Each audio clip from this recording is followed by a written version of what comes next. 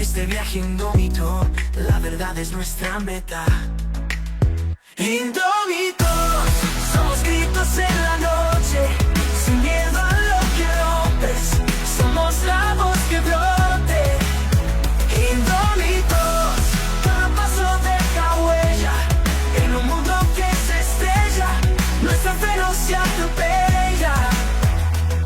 El eco de nuestras voces retumba en cada esquina. Esto es Indómitos, un espacio para los que desafían lo establecido. Aquí damos voz a quienes casi nunca han sido escuchados. Un podcast para quienes, frente a la adversidad, luchan por sus sueños. Queremos mostrar el éxito en formas que reflejen lo que realmente significa alcanzarlo desde adentro. Indómito es quien rompe reglas, supera obstáculos y no se deja dominar en su camino hacia lo extraordinario. Bienvenidos a Indómitos, historias que inspiran, resisten y transforman. Se retumba en cada esquina.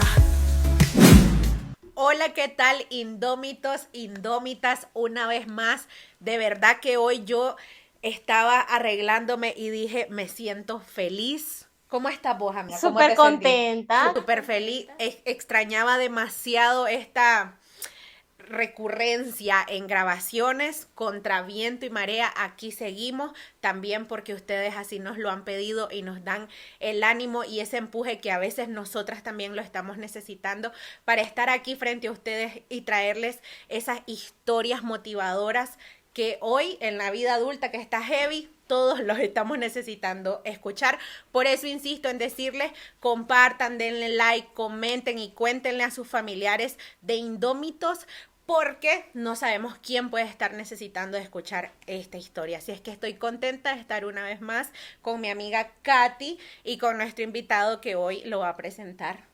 Pues Katy, que ya la dejo con ella. Y efectivamente, muchísimas gracias por esa introducción. Igualmente me sumo a este momento feliz donde les llevamos a ustedes historias inspiradoras sobre todo. Y bueno, estoy súper contenta de tener hoy a un invitado que no solamente representa resiliencia, paciencia, lucha, determinación, sino que también siento yo que se une a un grupo de jóvenes valientes que luchan con las garras por querer lo que quieren lograr. Ya vamos a ver de quién se trata, pero simplemente quería hacer ese preámbulo porque realmente su historia es de mucho valor y no dudamos en traérselas hasta acá. Cuando supimos que estaba aquí dijimos, no, contra viento y marea tenemos que tenerla. Hay que aprovechar.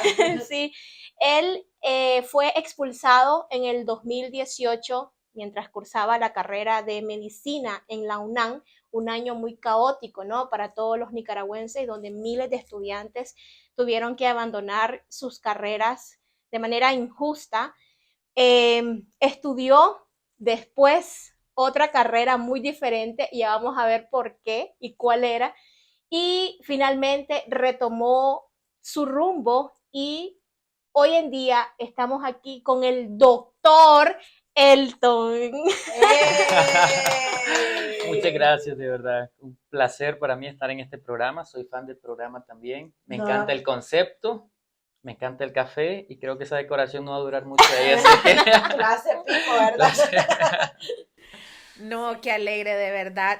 Les cuento que Elton no me cree que me da el nervio del inicio, y si nos da nervio y nos apasiona y me encanta.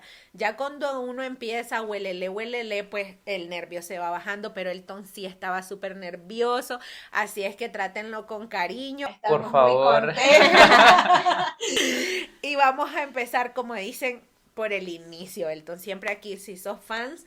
De hecho, yo estaba pensando hoy, qué privilegio y qué fortuna para nosotras, para Katy y para mí, que normalmente tenemos el agrado de entrevistar y conocer más a fondo a las personas que admiramos, a las personas que hemos visto su historia y que nos han conmovido tanto y tenemos la oportunidad de estar, de platicar con ellas. Entonces eso de verdad es una fortuna y queremos que empecemos como decimos por el comienzo, por tu infancia.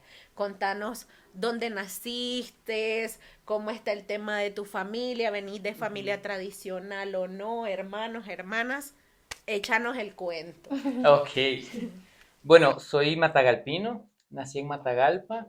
Por estas cuestiones de las particularidades de mi país, de nuestro país, no me pude desarrollar en mi país. Soy un niño migrante, yo soy migrante económico desde los 6 años. Tuve que salir con mi familia, así que la migración a mí me pega como que me sigue ya. ¿No has escuchado eso? Como que me respira en la nuca todo el tiempo, la migración está ahí. Tuve que salir con mi familia cuando era muy pequeño de Nicaragua, principalmente por la pobreza. Y ¿A dónde fuiste? a Costa Rica. Ujú. Entonces vinimos acá a Costa Rica a conocer un mundo nuevo. Mis recuerdos de Nicaragua no son muy buenos de esa infancia, pero aquí en Costa Rica las cosas empezaron a cambiar. Tengo el orgullo, de verdad que para mí es un orgullo decir soy hijo de una vendedora ambulante que vendía café en San José a otros vendedores ambulantes, una mujer valiente que salía con un termo lleno de café y empanadas a vender, y de un albañil, de un constructor que honradamente la vida, ganándose honradamente la vida, me sacaron adelante a mí y bueno, a mis hermanos, que ahí sí no les voy a dar muchos detalles por temas de seguridad. No trato Sí. de no ahondar mucho en cosas de la familia, pero tengo el orgullo de provenir de ahí. Soy un niño que creció en la pobreza extrema. Cuando vinimos acá a Costa Rica nos abrió las puertas y ya pasamos, ¿no?, de la pobreza extrema, porque me gusta aclararlo, porque siento que es lo que Nicaragua tristemente nos ha ofrecido durante mucho tiempo a muchos nicaragüenses, ¿no? Ya que cambiamos un poquito una movilidad social mejor. Tuve la oportunidad de estudiar aquí la primaria, básicamente toda la secundaria, y tener un nuevo acento. Yo como vine tan pequeño acá, yo ya era como un tico más, a pesar de que nunca me sentí tico. Primero porque la sociedad costarricense no dificulta al extranjero sentirse tico, pero en mi caso particular no sufrí eso, sino que fue porque en mi casa siempre he estado, ¿no?, ese espíritu de la Nicaragua, ¿no? De siempre mi mamá nica, ella nunca cambió su acento, mi papá nunca cambió su acento, la comida siempre fue nica, a pesar de que disfrutamos un montón de comida costarricense también que venimos a conocer acá, y siempre hubo ese valor de ser nicaragüense. Entonces a mí nunca me avergonzó decir que era nicaragüense, a pesar de que sí hablaba completamente como tico, hacía una vida social de niño y de adolescente como tico. Entonces, bueno, me estoy adelantando demasiado, esa fue como parte de mi infancia, y, y les dejo que ustedes pregunten Qué, otra cosa, porque si no ya les qué cuento toda mi orgullo, biografía. qué, qué orgullosos se deben de sentir tus papás. Yo, por ejemplo, ahorita que yo soy mamá y uno visualiza, ¿no?, lo que quiere para sus hijos y siento que me puse en el zapato ahorita de tu mamá y de tu papá y chocho, qué orgullo deben de sentir de todo lo que has logrado. Vos mencionaste algo antes de que sigamos con todo el proceso de tu infancia y me parece muy interesante el tema de la identidad, porque vos tenías 6 años cuando viniste a Costa Rica, es decir, sos un niño, casi que un bebé todavía. Me imagino a Alessandro. Exacto, como Alessandro, donde comenzás a relacionarte con tiquitos, ¿no? Con ticos, perdón, y eso. Y siempre tus papás estuvieron muy presentes, ¿no? El tema de Nicaragua, y vos creciste con ese tema de Nicaragua también. Y yo te preguntaba detrás de cámara si vos te sentías tico, si te sentías costarricense. Entonces, ahora aquí frente a las cámaras te hago esa pregunta.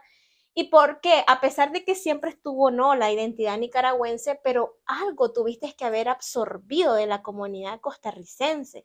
Algo se queda siempre. Entonces, te pregunto, ¿vos te sentís costarricense o te sentís 100% nicaragüense?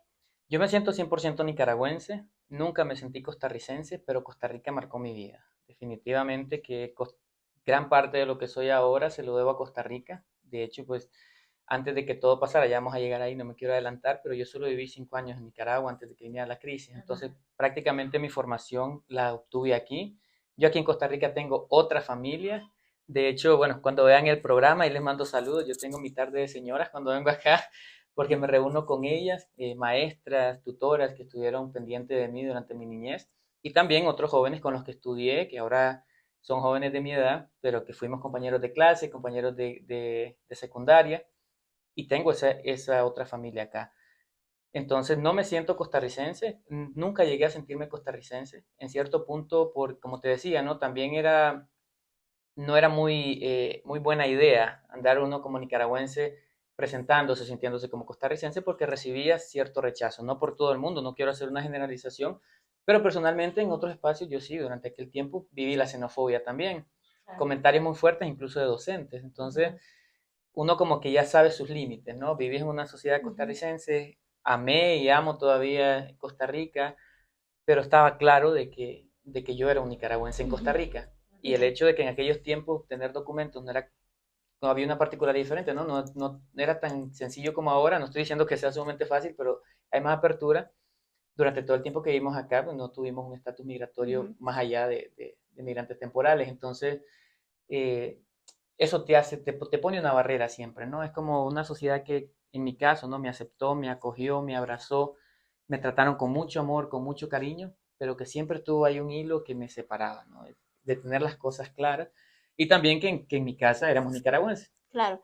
Ahora, ¿cómo es que un joven, ¿no? que crece en Costa Rica, perteneces a un grupo de migración económica que pues generalmente la historia nos ha dicho que cuando es una migración económica hacen vida, ¿no? en el país donde migran, pero en tu caso vos te regresás a Nicaragua en el año 2014. Fuiste a terminar allá la secundaria, ¿es correcto? Sí. Ok. ¿Por qué te regresaste? ¿Fuiste vos solo o tu mamá dijo un día, nos vamos para Nicaragua? Sí, yo no digo que me regresé, digo que me regresaron. Me deportó mi familia porque Claro, y eras menor de edad. ellos tomaron la decisión de irse. Eh, Fue sorpresivo, no fue una cuestión como que se venía trabajando con el tiempo. Yo puse mucha resistencia, mi hermano puso mucha resistencia, pero también en un momento siento que esa resistencia se detuvo cuando entendí las razones del porqué. Mi mamá, una mujer sumamente trabajadora, pero un trabajo muy duro. Mamá salía 3 veces al día con ese termo que les cuento, si ustedes imaginan lo que pesaba eso, a darle la vuelta a San José caminando. Mi papá con un trabajo de constructor que no es menor cosa, ¿no? Claro. Bastante fuerte. Claro. Y esta idea que venía vendiendo ya el gobierno, aclaro y tengo la dicha de decirlo, no que hemos sido sandinistas, nadie en mi familia, perdón por quienes se identifican con la ideología, pero yo personalmente no tengo ningún inconveniente de decirlo, nunca me he identificado, nunca me he sentido parte de, y tampoco mi familia. Pero esta idea que se venía vendiendo, ¿no? De que ya Nicaragua estaba cambiando, que venía un poco mejor, incluso algunas amistades y familiares de mis padres allá, como que se veía que esta utopía que vendía el régimen, ¿no? De que está mejorando, Nicaragua avanza, empezó a llamarles la atención y era como que ya cansados en este país, no se lograba una regularización definitiva del estatus migratorio. Casualmente, los años previos a esa decisión, ya como que hacíamos viajes más recurrentes a Nicaragua, a visitar familiares y cosas así, como que ya les estaba enamorando la idea de volver. Cuando ellos dicen, nos regresamos a Nicaragua, vaya, fue una decisión fuerte, pero creo que ya Dios también, ¿no? Yo recuerdo que un día me puse a pensar, ya ellos hicieron mucho por nosotros. ¿Qué más da de pronto que uno ceda, ¿no? Para darles la oportunidad a ellos también. Creo que ya cuando uno un poquito adelante de la etapa difícil de la adolescencia, ya hay momentos donde uno tiene más claridad, ¿no? Y ese fue uno de esos momentos en lo personal que yo dije, bueno, vamos a intentarlo, ¿no? Vale la pena esta vez por ellos. Y también acá en secreto con la idea de, bueno, si no funciona nos devolvemos. Pero, pero bueno, de hecho no funcionó, pero ya no hubo retorno. Entonces ya con eso pues se los puedo platicar más adelante. Pero fue muy duro, fue dejarlo todo, para mí fue dejarlo todo. Yo tengo muchos recuerdos de mi primera infancia en Nicaragua. No sé por qué, estaba bastante pequeño, pero recuerdo un montón de cosas. Y, y cuando recuerdo también todas las cosas que vivía aquí, para mí era como mi estado basal, mi status quo, mi vida era acá. Yo estaba por graduarme, ya iba para el quinto año. Y una cosa que hacen bonita acá en Costa Rica es que los estudiantes que van para el quinto año diseñan y eligen su uniforme. Y yo fui el diseñador de mi uniforme en mi año, un uniforme que ¿Qué no, colegio era? el Liceo del Sur. Yo crecí en Barrio Cristo Rey, uno de los barrios del sur, que lo visité un día de estos, me reuní con amistades y con una asociación en la que me ayudó muchísimo, la Asociación por la Sonrisa de los Niños, a Sony, que fue fundada por un sacerdote expulsado de Nicaragua en los tiempos de la Revolución, un Wow. sacerdote español. ¿Cómo se repiten ciclos, verdad? Y ahora que lo pienso, y ahí yo empecé como beneficiario y me volví auxiliar, le llamaba, era como un voluntario desde mis 12 años. Esa organización me enseñó liderazgo, me enseñó a soñar, me enseñó a trabajar, me dio un montón de oportunidades, a hacer amistades verdaderas. Yo tengo un recuerdo maravilloso de ese lugar y ahorita que lo visité, que estaba en su 34 aniversario, coincidió con que yo andaba acá y cuando entré, todas las personas de esa organización a abrazarme, a verme como un ejemplo de lo que había salido de ahí, de lo que se había logrado, las metas y los sueños del abuelo, que así le decíamos al padre Vicente Caudelli. eh, Eso me llena muchísimo, ¿no? Claro. Entonces yo ya tenía todo ese desarrollo acá. Ya así desde que era muy pequeño, a los 12 años, ya me habían enseñado a mí a liderazgo, un liderazgo bueno, positivo, muy bonito. Yo ya tenía liderazgo sobre otros niños. Digo sobre otros niños, suena como jerárquico, pero más bien en relación con ellos, ¿no? Ujú. Y en temas de tutorías, de ahí nace también creo esta pasión por la educación, porque a pesar de que yo soy médico, a mí la educación me parece tan esencial y creo que esa idea sale de ahí, ahora que lo pienso bien. El padre Vicente, ese era como primero que era de la orden de los sacerdotes que se dedican a la educación y, y segundo que él nos inculcó muchísimo eso de la educación como algo fundamental y yo definitivamente lo he absorbido y lo he vivido como tal. Entonces sí, el desarrollo para mí aquí en Costa Rica fue muy bueno y tomar esa decisión después de irse uno a Nicaragua fue bastante difícil, muy, muy difícil. Y Nicaragua no me la puso fácil tampoco. Claro, algo que yo estaba pensando mientras te escuchaba es justo siempre les recargo a la gente de que a todos nos pasan cosas, a todos nos pasan vainas de vaina y de cosas de cosas. Y estaba viendo uno de los episodios anteriores de Indómitos, que si no han visto, vayan ustedes a lanzarse cada una de las historias. Estaba viendo el de Cata Arellano, en donde ella nos decía realmente no es las cosas no son del todo malas o del todo buenas, no son de un solo color o del otro color. No, siempre hay matices y siempre hay cosas. Entonces uno se pone a pensar, yo pienso en mi hijo, sería como que yo me lo lleve de regreso ahorita a Nicaragua. Y él, aunque tiene 5 años, él es de su entorno que él conoce, sus amiguitos que él tiene, él incluso ahora cómo habla, porque él habla como sus amiguitos, como su profesora, no habla como nosotros, aunque nos imita, pues, pero y yo imaginarme devolverlo igual sería impactante, pero a través de tu historia estamos viendo qué difícil migrar para un niño a esa edad, pero al final no fue del todo malo. Vos lograste adaptarte, vos lograste salir adelante y demás. Y después, qué difícil que en la etapa de la adolescencia, donde hasta capaz que ya hasta estabas enamoradito o algo, te regresan para Nicaragua y uno dice, volver a empezar, o sea, que te esté tocando a tan temprana edad, porque de por sí adultos nos va a tocar. Edades que marcan. Pero a esas edades que marcan y sin embargo vos lograste también decir, no es lo que me parece, no es lo que yo hubiera querido, no es mi plan soñado, pero ok, adaptarnos. Y entonces al final, o sea, yo digo, wow, ahí está el secreto, gente, y esto es el propósito de Indómitos, compartirles a ustedes historias con las que puedan ver que nos van a pasar cosas, que nos van a tocar enfrentar uno que otro reto, a una persona diferente al mío u otra, pero todas vamos a tener retos. Lo importante es qué hacemos con lo que nos pasa, qué actitud tomamos, cuál es nuestra actitud frente a lo que nos pasa. Y yo creo que desde ahí, empezando el programa, tremenda lección ya le vamos dando y te damos las gracias, Elton, por sacar el espacio y pues compartirnos esto que está tan bonito. Ahora te pregunto, como Costa Rica y Nicaragua han tenido conflicto social de que quién es mejor, que ay Dios mío, que si esto es de aquí o esto es de allá.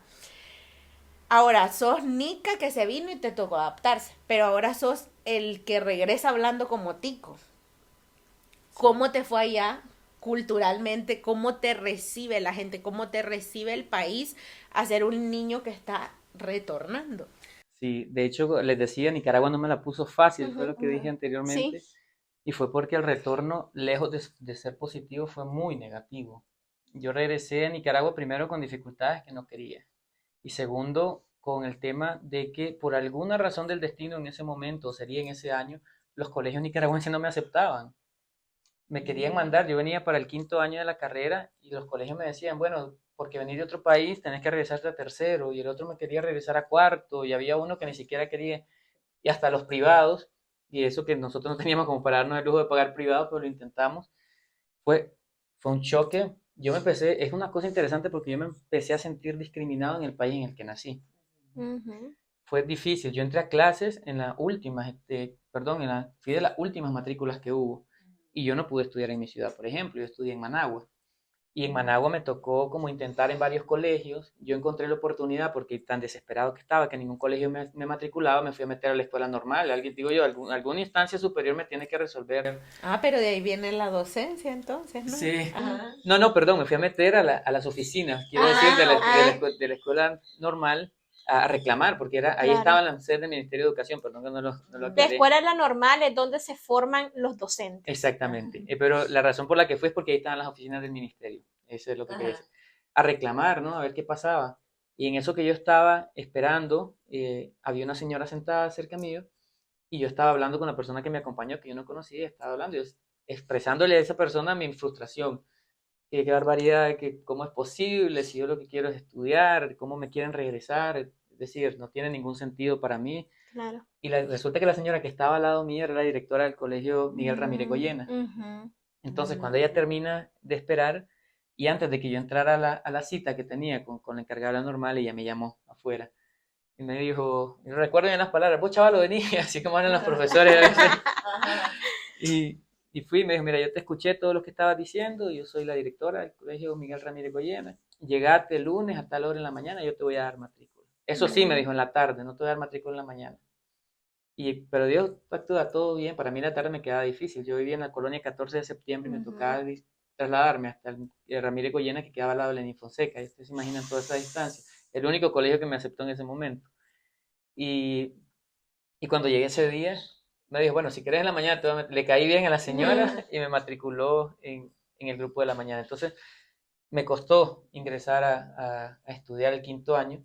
Y una vez que entré al 5.º año, Dios mío, era aquello que yo hablaba como tico. Entonces, los muchachos que tienden a ser crueles, sabemos que la secundaria tiende a ser un poco cruel, eh, empezaron como a molestarme. Yo no lo llevo a un punto como de bullying, porque no era la intención de maltratarme, siento yo, sino como ese chiste necio a cada rato, ¿no? Y eso de imitarme o de querer que hablara solo para escucharme y hacer comentarios, se me volvía incómodo a mí. Acá los nicaragüenses venimos a Costa Rica a imitar un acento para tratar de integrarnos. Bueno, a mí me tocó al revés. Yo me acuerdo que yo empecé en Nicaragua a practicar cómo hablar como nica para que dejaran de Wow. molestarme en el colegio. Y durante todo ese año estuve intentando, ¿no? Yo en mi vida había tenido apodos. No soy fanático de los apodos, honestamente. Y a Ramírez Goyena llegué a ser el tico. Y yo, eso, pero ni en Costa Rica me llamaban ni el Nica ni el Paisa, yo me salvé de eso, que no me pusieran un apodo Ujú. así, de esos estereotipos, y llegué a Nicaragua que me encajara en el tico, entonces fue como un choque fuerte, pero no sé de dónde he sacado tanta resiliencia, creo que una de las cosas que yo siempre le agradezco a Dios, al poco tiempo ya estaba integrado, ya estaba siempre hablando como tico, me costó un montón dejar el acento Nica, pero siento que poco a poco uno conecta con sus raíces siempre, ¿no? Yo siento Ujú. que a pesar de que el contexto estaba difícil, Nicaragua me estaba abrazando de cierta forma, ¿no? El Ujú. espíritu de Nicaragua abrazándome, diciéndome, eh, tranquilo, ya vas a ser un Nica más, no te preocupes. O sea, ya eso fue como una segunda experiencia en tu vida que demostraste tu espíritu indómito.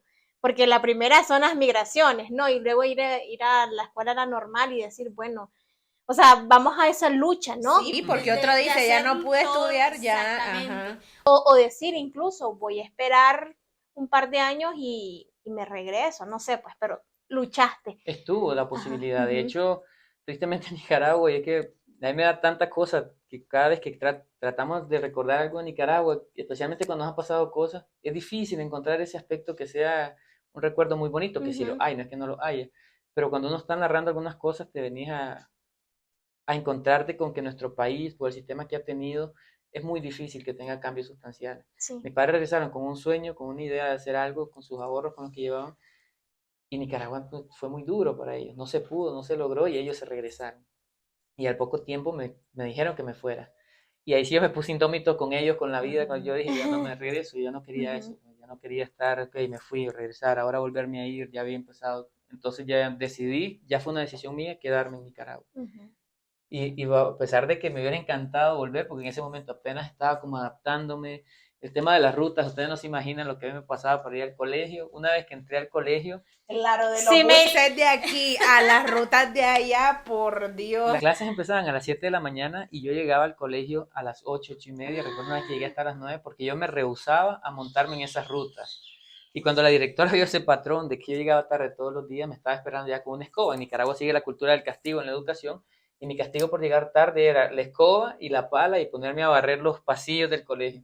Pero Entonces, ¿cómo te movilizabas en entonces? ruta me Ajá. tocaba, pero es que yo Pero es que- esperaba hasta que iba sí. vacía. Él esperaba la que iba vacía, o sea, cuatro. Porque yo, cuando ya la ruta pasaba por la 14, ya había pasado por el Iván, ya iba Claro. llena, entonces era colgarse de la ruta. Yo en mi vida había tenido esa experiencia y yo decía, no, yo no me voy a ir a matar yo no tengo la Claro. experiencia para eso.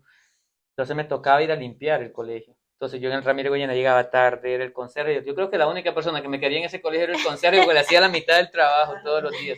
Hasta que un día ya la directora y la subdirectora me pusieron un ultimátum. Ya no vas a venir a limpiar ni nada. Si no venís a las 7 de la mañana, es más, porque vi largo, 7 y 20 cuando máximo, no vas a entrar al colegio. Ese fue como el ultimátum en el que de un día para otro dije, bueno, aquí me voy colgado.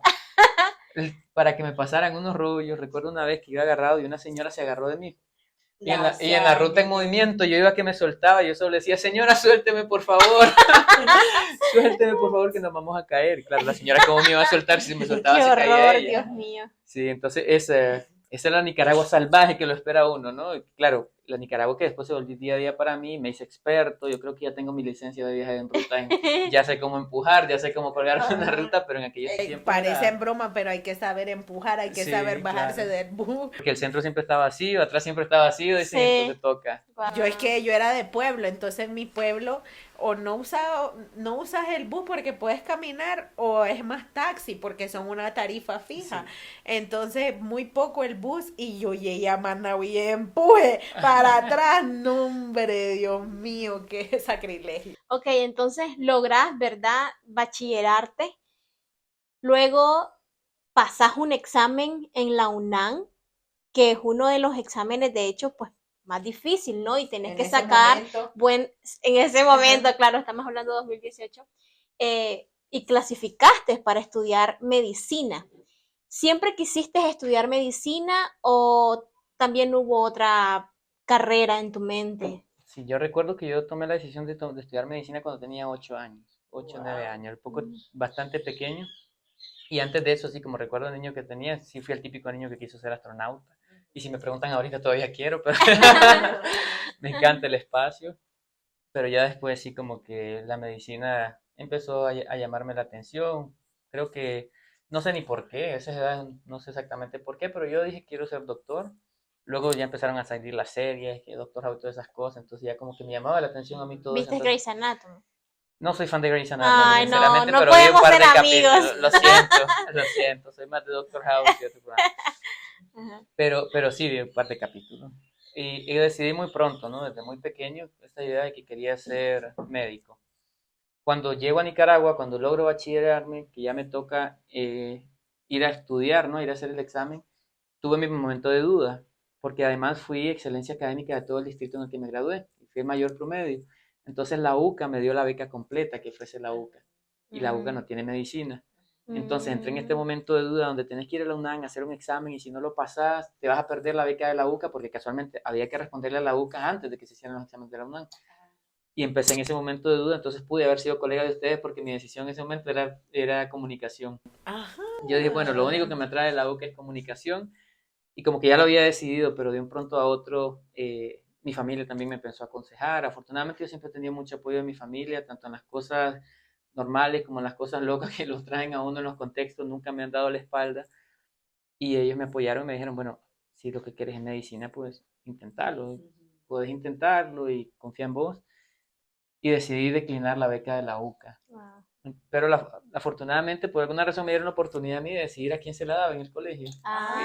Y entonces también como que me sentí bien, ¿no? En ese sentido no lo sentí como un desperdicio, sino que yo decidí a quién se la cedía y esa persona sí la aprovechó. Qué bien. Entonces, sí, eso me dio como me libré un poco de esa carga de, no se desperdició esta beca o no sé. Claro. Y me fui a la UNAM a hacer el examen. En el momento de la prematrícula, a mí me preguntaron primera y segunda opción, y yo indómito, me gusta el nombre del podcast, excelente. Me encanta. Yo dije que solo quería una opción, solo medicina, y la que me estaba matriculando insistente, no, tenés que poner dos, que tenés que poner dos, y yo serio, no, yo solo quiero medicina, solo quiero medicina. Bueno, y a fin de cuentas me dijo, bueno, allá vos, y solo puse medicina, y después estaba asustadísimo, yo no soy bueno para las matemáticas, yo soy fatal para las matemáticas, y fue el examen que más me costó, estudiarlo, hacer el examen, pero afortunadamente logré pasar con buen promedio, entonces me gané el cupo en la universidad. Hasta el momento creo que fue el primer gran logro que ya lo recibo yo como mío, ¿no? Porque otros logros más tempranos dependen mucho de papá, de mamá, claro, uno se gradúa de sexto grado, aquí en Costa Rica de tercer año también, y claro, son logros de uno por estudiar, pero ahí está mamá y papá al lado siempre, uno es un niño. Pero ya como para ir a la universidad ya sos vos, ¿no? Ya Te vos a la sentás a un gestión examen, y hacer tus todo, sí. gestiones. Entonces para mí fue como que el primer gran logro.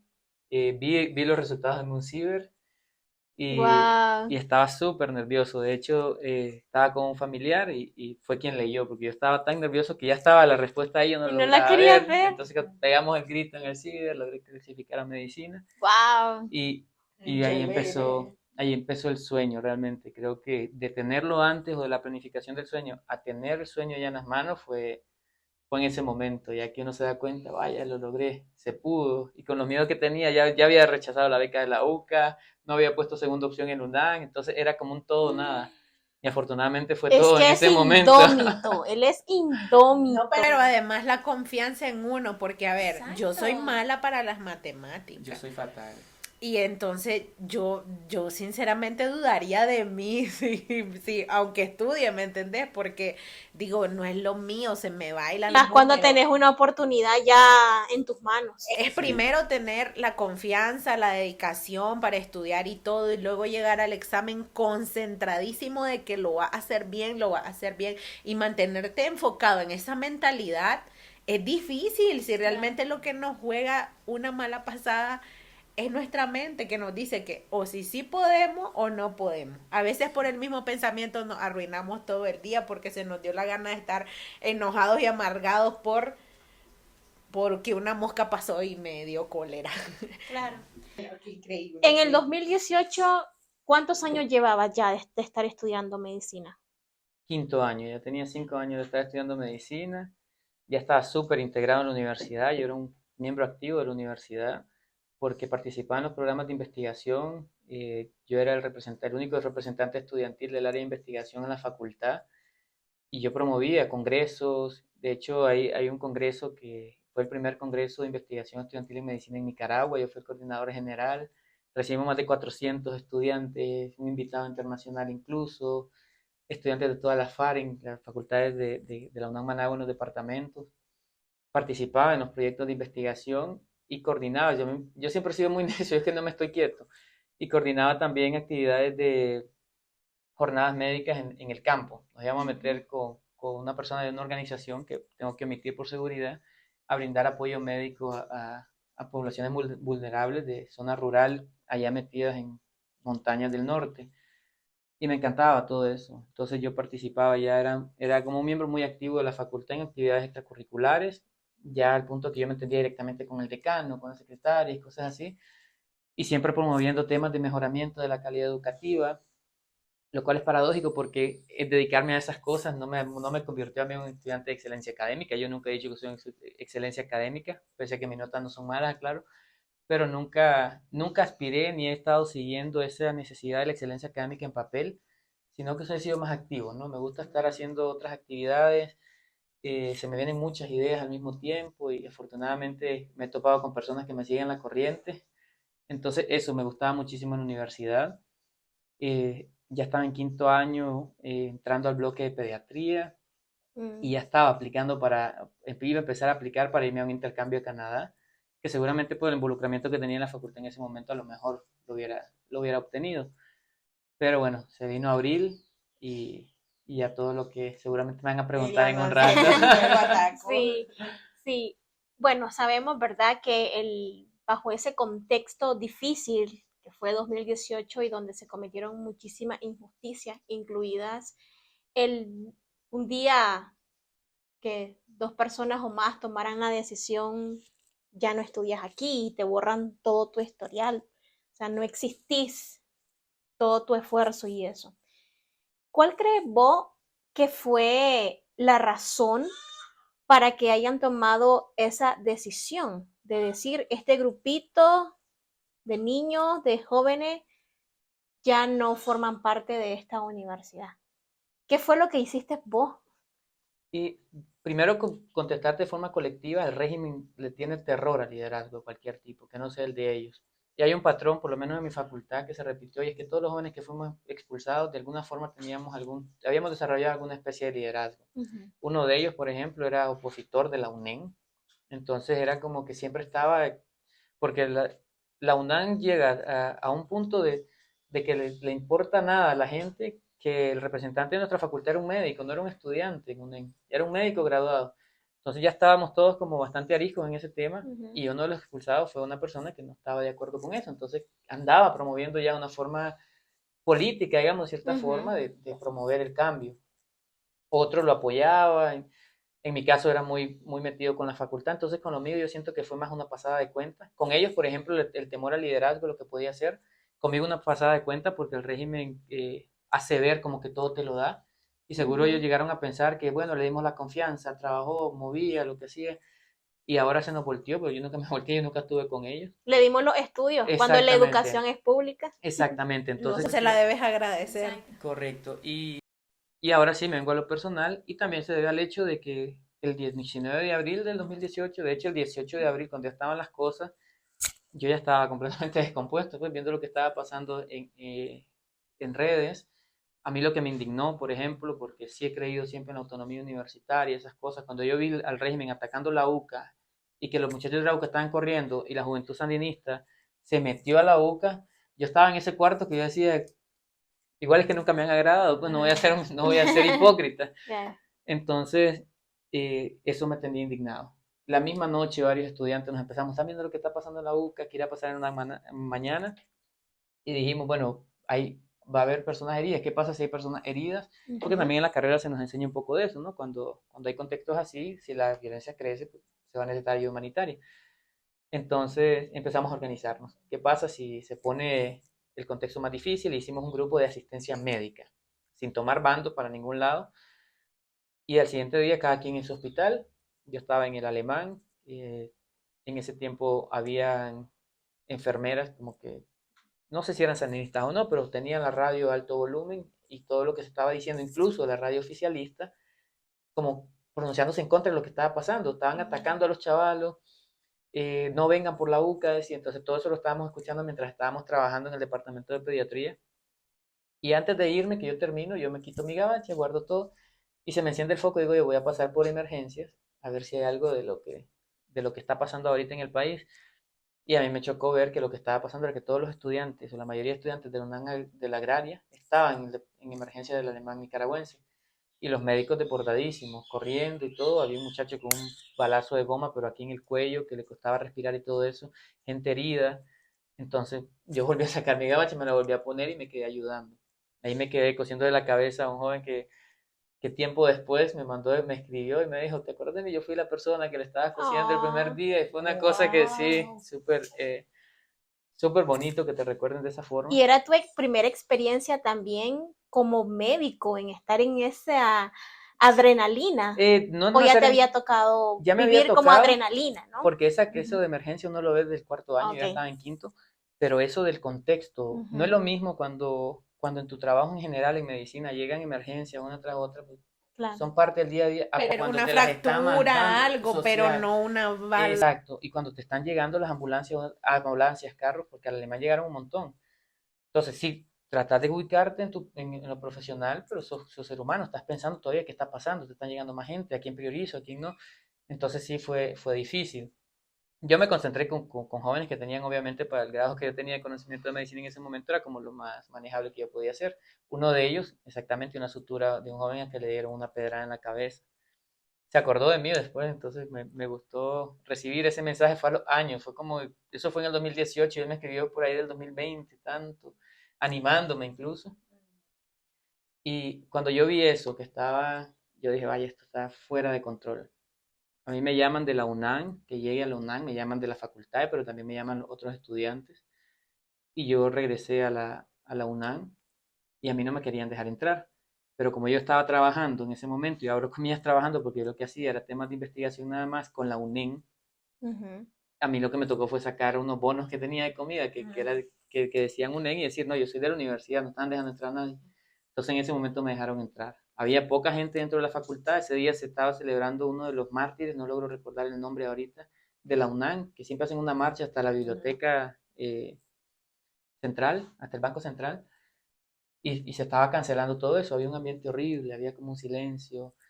Varios de los docentes que, bueno, los despidieron obviamente, en ese momento se acercaban a nosotros, nos decían, tienen que hacer algo, muchachos, miren lo que está pasando, nos animaban a que era el momento de liberarnos de eso. Ujú. Y ya estando en la UNAM, me reuní con el decano en aquel entonces, estaba asustado, como que no sabía qué decir tampoco, creo que no sabía qué postura tomar, porque era evidente lo que estaba pasando. Por muy sandinistas que fueran ellos en ese Claro. momento, no había cómo ocultar los hechos. Ujú. Y ya todo se fue para mí de control, es decir, cuando yo vi que la UNEM estaba sacando a fajazos estudiantes. Yo lo vi, entonces era una cuestión de que... Como que fuera tu Fajazos. papa, fajas. Y burlando, si era un contexto de burla y para afuera y con la faja, entonces era una cosa de que aparte del contexto que estaba pasando horrible, todo un ambiente tenso, ellos se daban el lujo de burlarse y si no te saliste de un fajazo y cosas así. Entonces yo ya tomé mi decisión en ese momento y dije, yo me salgo por mi cuenta, me voy a las inmediaciones de la UCA porque ya nos habían llamado a los estudiantes de medicina que fuéramos a apoyar por ahí. Y ya saliendo yo del UNAM, yo siento que ese fue el desconecte completo para mí con la universidad. Yo recuerdo que saliendo del portón estaba la Juventud Sandinista con morteros, con UNEM, viendo a todo el mundo. Se habían tomado ya la UNAM en ese momento. Y yo salí de ese portón y yo dije, bueno, aquí quedó la UNAM. Yo como que lo sentí en ese momento, porque ya como que dejé de sentirme parte en ese instante. Yo dije, aquí quedó la UNAM. Y bueno, ya en la UCA, no sé si les cuento, tienen otra, o No, no, vienen con dale, otra dale, pregunta. dale. No, yo estoy así como que... Sí, sí, ya estando... O sea, ¿cómo asimilás? Porque, o sea, como que uno no sabe cuándo son esas últimas veces. Sí. O sea, yo no sé cuándo es la última vez realmente que te voy a abrazar o que voy a despedirme de fulano, pero sentir que aquí quedó esto. Sí, yo tuve esa sensación saliendo en ese momento, fue como una desconexión completa, una desconexión completa. Yo sentí, es que el ver, como decepción. sí, Claro, una sentías que decepción ya no eras parte terrible, de una eso. decepción terrible. Ver también en la Juventud Sandinista y paramilitares, quizás, porque todos Y andaban que con la no camisa de la juventud. solamente es que lo que se ha perdido de la autonomía Sí, universitaria, sino vos que todavía estás en un quinto año, o sea, sí, personalmente, ¿no? Sentir ese vacío y esa inquietud que va a pasar conmigo también. claro. En ese momento me fui a la UCA con otros estudiantes en las inmediaciones y ahí empezaron los ataques. Empezaron gases lacrimógenos, me cayó una bomba lacrimógena cerca. Si no ha sido por un estudiante de la UAN, creo que era, que me lavó la cara en ese momento y me hubiera quedado botado en la corredera. Doy fe de cómo la policía, a mí no, yo no me quedo con lo que yo vi cómo la policía atacó a la gente y lo vi desde diferentes puntos de vista. Entonces, ya ahí estábamos tratando de apoyar. Llegó un momento donde yo me quedé en un punto donde ya no podía escapar porque la policía estaba escondida en el Ministerio de la Familia y no sabíamos y nos fuimos por ahí. Cuando salen empiezan a marchar por ahí, están por el otro lado. Entonces empieza un enfrentamiento como entre manifestantes y policías. Yo me quedo en un punto con otras personas en las que o nos metemos en esta caseta o nos va a caer una piedra en la cabeza o nos van a disparar. Corrimos ingenuamente hasta una caseta, en una vulcanizadora que está ahí, todavía me acuerdo, y el tipo no cerró la puerta. La Aquí no vulcanizadora. vengan a joder, dijo, ahí no sé si van a censurar esto, pero esas fueron sus palabras literales, y nos cerró la puerta. Entonces nos quedamos en un momento donde ya no teníamos para dónde agarrar. A quedarnos ahí empezaban a sonar las balas, no sé si todas las balas sonarán igual de goma o no, pero eran disparos los que sonaban, y yo me quedé en ese momento ahí, aquí no tengo nada más que hacer que esperar. Y la policía marchando, sonaba, y si yo me acuerdo todo eso, es que ponerlo en el escenario como se vive es difícil. Y Pero- que ahora uno hasta sonríe, pero de sorpresa. En ese momento pero, era...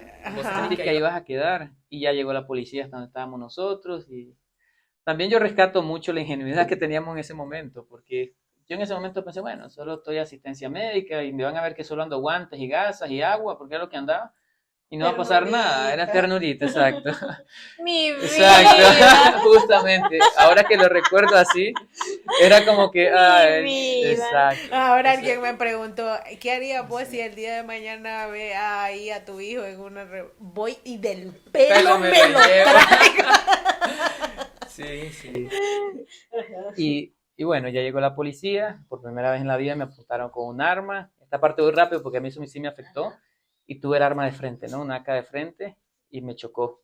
Y siempre como en mi miedo y en mi ingenuidad, yo no pensaba que el tipo me podía disparar. Yo lo que pensaba es que se le va a escapar un tiro. Y ya quiero saltar esta parte porque sí me afecta Claro. bastante. Y fue la primera vez que me pasó eso. Empezaron a golpearnos y nos subieron a una patrulla. Y durante la patrulla nos iban golpeando y todos los que íbamos ahí hasta que llegamos a la estación del Oriental, estación 1. Y ahí ya afortunadamente ya dejaron de golpearnos. Pero empezó el interrogatorio. Ya cuando vieron que mi versión no cambiaba, entonces ya sí me pasaron a una celda. Quisieron hacer manipulación emocional como asustándome. Y en la celda está el fulano, que iba a saber quién era, pero vas a ver ese cuando te agarre. Ustedes ya se imaginarán el tipo de chantaje que hacían, ¿no? Creo que no es apropiado para el programa decir, pero por esa línea iba. Y ahí estuve varias horas en esa celda. Creo que también ahí medio jugando a mi favor, unas policías mujeres se pusieron como a molestarme también en otro sentido, pero lo hacían como tipo broma y a mí se me vino en la cabeza y yo les voy a seguir las corrientes porque si no mi miedo era allá adentro me van a seguir pegando. Te dicen corazón, vos también, corazoncito. Exactamente, entonces yo me Seguí y hacíamos bromas y todo eso y como que logré romper un poquito esa tensión y ponerme más agradable, ¿no? Más divertido. Eso me ayudó a que cuando empezaron a desnudar a todo el mundo, a mí no me desnudaran, por ejemplo. Entonces ya eso para mí fue como que una gran ganancia, porque Claro. siento Hasta en la cárcel te adaptas, chaval. toca.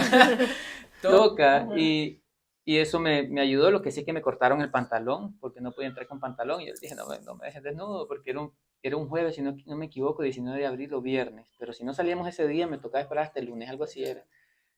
Y me decían, sí, mi amor, no te preocupes, ahí al rato llego a la celda y cosas así, cosas que, como les digo, inapropiadas para el programa, pero que uno toca como tomárselas en chiste en ese momento y ver cómo a los demás, según ellos por un asunto de seguridad, pero si ves que se están burlando en un asunto de seguridad, los ponían a hacer sentadillas desnudos y se reían de ellos, como para bajarles la moral, ¿no? Y este le va a gustar al fulano de allá y este le va a gustar a, ¿no? Molestando a los muchachos que estaban ahí. Y yo estaba esposado así como contra una celda también, pero afortunadamente con mi ropa. Entonces, eso para mí fue ya una gran bendición, que no me desnudaran fue como un gran regalo. Afortunadamente salimos el mismo día, estuvimos ahí varias horas, así que recordaré tal vez unas 8 horas, y ya nos dejaron salir en la madrugada. A mí haber vivido eso, ya como que ya el humanitarista, el médico, ya como que se estaba quedando a un lado y ya estaba como empezando a posicionarme. Y a mí me choca cuando me subo al carro que me llegó a traer y escuchamos en la radio que ya habían asesinado gente. Entonces ya ahí fue como, ahí nació el activista, exactamente, en ese carro. Y a mí me chocó porque lo que me pasó por la mente fue, vaya, yo también estaba en la calle hace un rato, pude haber sido yo, pude haber sido alguien de mis amigos. Y fue como darme cuenta, y ahí creo que ahí murió el ternurita también de la ingeniería de la hora antes, de darme cuenta de lo que nos estábamos enfrentando. Ya un régimen que estaba dispuesto a matar. Ya estaban matando gente. 2 asesinados en el periodo que yo estuve preso. Ya el chat estaba deportado. Habían hecho viral mi apresamiento porque cuando me agarran, al policía que me lleva esposado se le olvida quitarme el teléfono. Entonces voy en la tina y me da tiempo de mandar todavía un mensaje al grupo que estaba. Me llevan preso, no sé para dónde me llevan. Entonces, una amiga que le tenía mucho aprecio, como que fue la que movió todo eso. Empezó, no sabemos para dónde va, y ahí empezó mi foto por todos lados, vivo se lo llevaron, vivo lo queremos, y todas esas cuestiones. Y fue como de esas primeras personas, ¿no? Que estuvo en esa, de las exigencias de liberarlo, y quizá eso influyó de cierta forma, tal vez, porque sí me liberaron el mismo día, con mucha suerte, porque yo creo que ya a partir del 2021 ya la gente que agarraron ya no la liberaban. Yo tuve esa suerte de estar como en el borde de que todavía me liberaran. Wow, mi solidaridad de verdad con vos y los centenares de jóvenes que tuvieron que vivir eso y también para las familias, ¿no? Que que perdieron a sus seres queridos. Eso fue en el 2018, Elton. Vos retomaste estudio en la Universidad Paulo Freire en el 2022. Sí. Esos 2 años, ¿qué estuviste haciendo? Fueron 2 años de activismo, Ujú. fueron 2 años de expectativas que nunca se realizaron. Yo tenía la esperanza todo el tiempo que la UNAM iba a cambiar de que íbamos a hacer presión, no que la UNAM iba a cambiar, que la presión que estábamos haciendo iba a hacer que nos reintegraran. Pero yo en el 2019 me fui a una universidad privada también, porque sí he sido como de prever algunas cosas, y de, si el caso no pasa, tengo que asegurar en otro lado. Y esta universidad me aceptó el 2019, pero ya no me dio matrícula para el año siguiente. Entonces se aprovechó de mi dinero. Pero para estudiar siempre medicina. Medicina. Ajá. Tomaron mi dinero durante un año y cuando ya iba a terminar la carrera, es que yo lo logré a la cuarta, ya les cuento esa historia. Ese era mi segundo intento y la universidad privada, y el siguiente año me dijo, no hay cupo. Imagínate que vos sos estudiante de ahí, cuando vas a preguntar que no hay cupo. Yo, pero si yo estudié aquí, ¿cómo no hay cupo? No hay cupo, lo siento. ¿No se puede mencionar esa universidad? Sí, estudiaba en la UNIDES, ¿no? Ujú. Entonces, no hay cupo, no hay cupo. Y yo, pero qué raro que no haya cupo. Entonces empecé a molestar, ¿cómo no va a haber cupo? ¿Cómo no va a haber cupo? Yo estudié aquí, hasta que ya en un momento, sin palabras claras, pero siento yo que me lo dieron a entender, fue como no hay cupo para vos. Así ya cuando uno lo entiende de esa Claro. forma, es como, yo me sentía humillado porque no era una universidad pública, yo les estaba pagando, o sea, ya. Claro. Entonces ya desistí de esa, me fui a probar a otras, probé en la UCATSE, digo yo, como es católica y todo eso, pues, y fue la UCATSE la que me dijo, mira, hay lista de gente que, y si yo te acepto, creo que la UCATSE también como que me dijo no, sin decir no, Ujú. porque les agradezco mucho que me dieron la información, hay lista de gente que no, Claro. pero me dijeron, te podemos aceptar en tercer año, yo iba para sexto, entonces para mí eso fue como un no, yo digo, pero un no más disfrazado. Claro, porque vos no ibas a aceptar eso. Claro, entonces yo no lo acepté, obviamente, entonces ya esos 2 años fue de activismo, de lucha, y ahí fue cuando me presenté ante la Comisión Interamericana de Derechos Humanos presentando lo que estaba pasando. Empecé a presidir el movimiento Acción Universitaria, haciendo informes, luchando por la autonomía, por la libertad académica, y, y buscando oportunidades, pues nunca dejé de buscarla. Yo recibí negativas de El Salvador, de Guatemala, de Panamá, yo mandé, ¿a dónde no mandé carta? Yo. Wow. Mi América Latina me cerró las puertas, intentándolo. Y ya después, que fue lo que pasó en la Universidad Pablo Freire, Ok, y ahí vos entraste a estudiar ciencias políticas. Ciencias Políticas. Y esa decisión la tomaste porque dijiste, bueno, nadie retoma mis estudios como médico, ya valí, como decimos, voy a reinventarme estudiando otra carrera como es ciencias políticas. Y que incluso estabas cursando ciencias políticas y cierran la universidad. Ese es el tercer round, ese fue el tercer intento. O sea, perdón, pero para como entender a la Katy, o sea, vos sí habías renunciado a medicina. O sea, llegó el punto cuando vos estudiaste eso que dijiste, bueno, ya. No. Jamás renuncié a medicina y yo no sé, yo tenía Era como determinación para tarde mientras, o porque temprano también eras activista. lograrlo. Ujú. Estando en Acción Universitaria empezamos a desarrollar la idea de reintegración académica para jóvenes víctimas, y la Universidad Pablo Freire, que le agradezco un montón al rector Adrián Mesa, es un señor que en su momento los nicaragüenses y las organizaciones tenemos mucho que agradecerle, se la jugó por nosotros y tuvo que pagar el precio también, ¿no? Ustedes ya saben lo que pasó con la Pablo Freire. Sí. Llevándole a él el caso, y la idea desde el primer momento fue, rector, ayúdenos a apoyar a otros jóvenes, mira, hay gente en el exilio, gente acá, y él desde el primer momento dijo, claro que sí, muchachos, pero fue ni la déjenme pensó. pensarlo, ni nada, y ahí mismo se armó el programa para la continuidad de estudios superiores PROCES. Entonces yo entro a Ciencias Políticas por el rector Mesa. Cuando ya empezamos a distribuir las becas, me dice, ¿vos qué? Y yo, rector, es que yo soy de medicina, yo no alcanzo aquí. Y él fue el que me hizo reflexionar y me dijo, mira, hijo, algún día vas a retomar tus sueños, pero mientras tanto, ¿qué tal si te agarras algo, ¿no? Te estoy ofreciendo la oportunidad de que escojas la carrera que vos quieras, solo por si acaso. Y yo, trabajo social, no gracias, derecho menos. Entonces, lo único que había era ciencias políticas, y no era porque me gustaban. Y aquí viene un buen chistazo que les voy a contar ahorita. Fue porque se relacionaba con el contexto. Entonces digo, me puede ayudar un poco a hacer mejor activismo, a hacer mejor incidencia. Por eso la tomé. Pero a mí eso no me gustaba, porque cuando estaba en primer año de la carrera de medicina nos tocaba recibir filosofía con los estudiantes de ciencias políticas. Y por culpa de esos muchachos, nosotros salíamos tarde de las conferencias. A nosotros que no nos interesaba nada de Marx, de toda esa gente, pero ya era una emoción con la profesora y cada vez que alguien Hablaban. levantaba la mano, uno levantaba la mano, el otro, y se ponían a debatir entre ellos en las conferencias. Entonces nosotros de medicina, especialmente yo, pues, nos poníamos harto. Y uno en primer año es bien aplicadito, uno en primer Qué año de la sorpresas universidad. da la vida. Exactamente. Y recuerdo que le dije a mi compañero que estaba al lado, qué carrera más horrible. Wow. Y mira, tiempo después terminé estudiando ciencias políticas. Entonces me metí a ciencias políticas por Un eso. escupetazo. Exactamente, no hay que escupir para arriba. Y avancé en ciencias políticas, avancé un montón de clases porque empecé llevándola doble, la llevaba presencial y después en virtual, entonces como que iba sacando clases rapidito, rapidito, y cuando ya estábamos cerca de llegar a la meta, ya vinieron y la confiscaron. Entonces fue el tercer round sin lograrlo. Ya después vino el cuarto round. Ya como yo les digo, quienes nos ven ahorita, no crean que la tercera es la vencida puede estar a la cuarta, a la quinta, porque si Wow. nos quedamos con eso yo me hubiera rendido ahí en la UPF Ujú. y afortunadamente no lo hice y ya se vino la otra oportunidad que seguramente también vamos a hablar de eso, ¿no? Sí. Pero o sea, recalcar eso que estás diciendo, qué bonito, porque normalmente siempre decimos, la tercera es la vencida, la tercera es la vencida, y vos nos estás diciendo, no, pues puede haber una cuarta, puede haber una quinta, Sí. lo importante es que no se rindan, ¿verdad? Yo creo que sí, que esa es una gran lección. No importa cuántas veces tengamos que volver a empezar, no importa cuántas veces nos toque empezar de cero otra vez, si no perdemos ese sueño, si no perdemos de vista la meta final. ¿Cuál es tu meta final? Si no perdés esa visión, no importa cuántas veces te toque volver a empezar. Y esa parte, wow.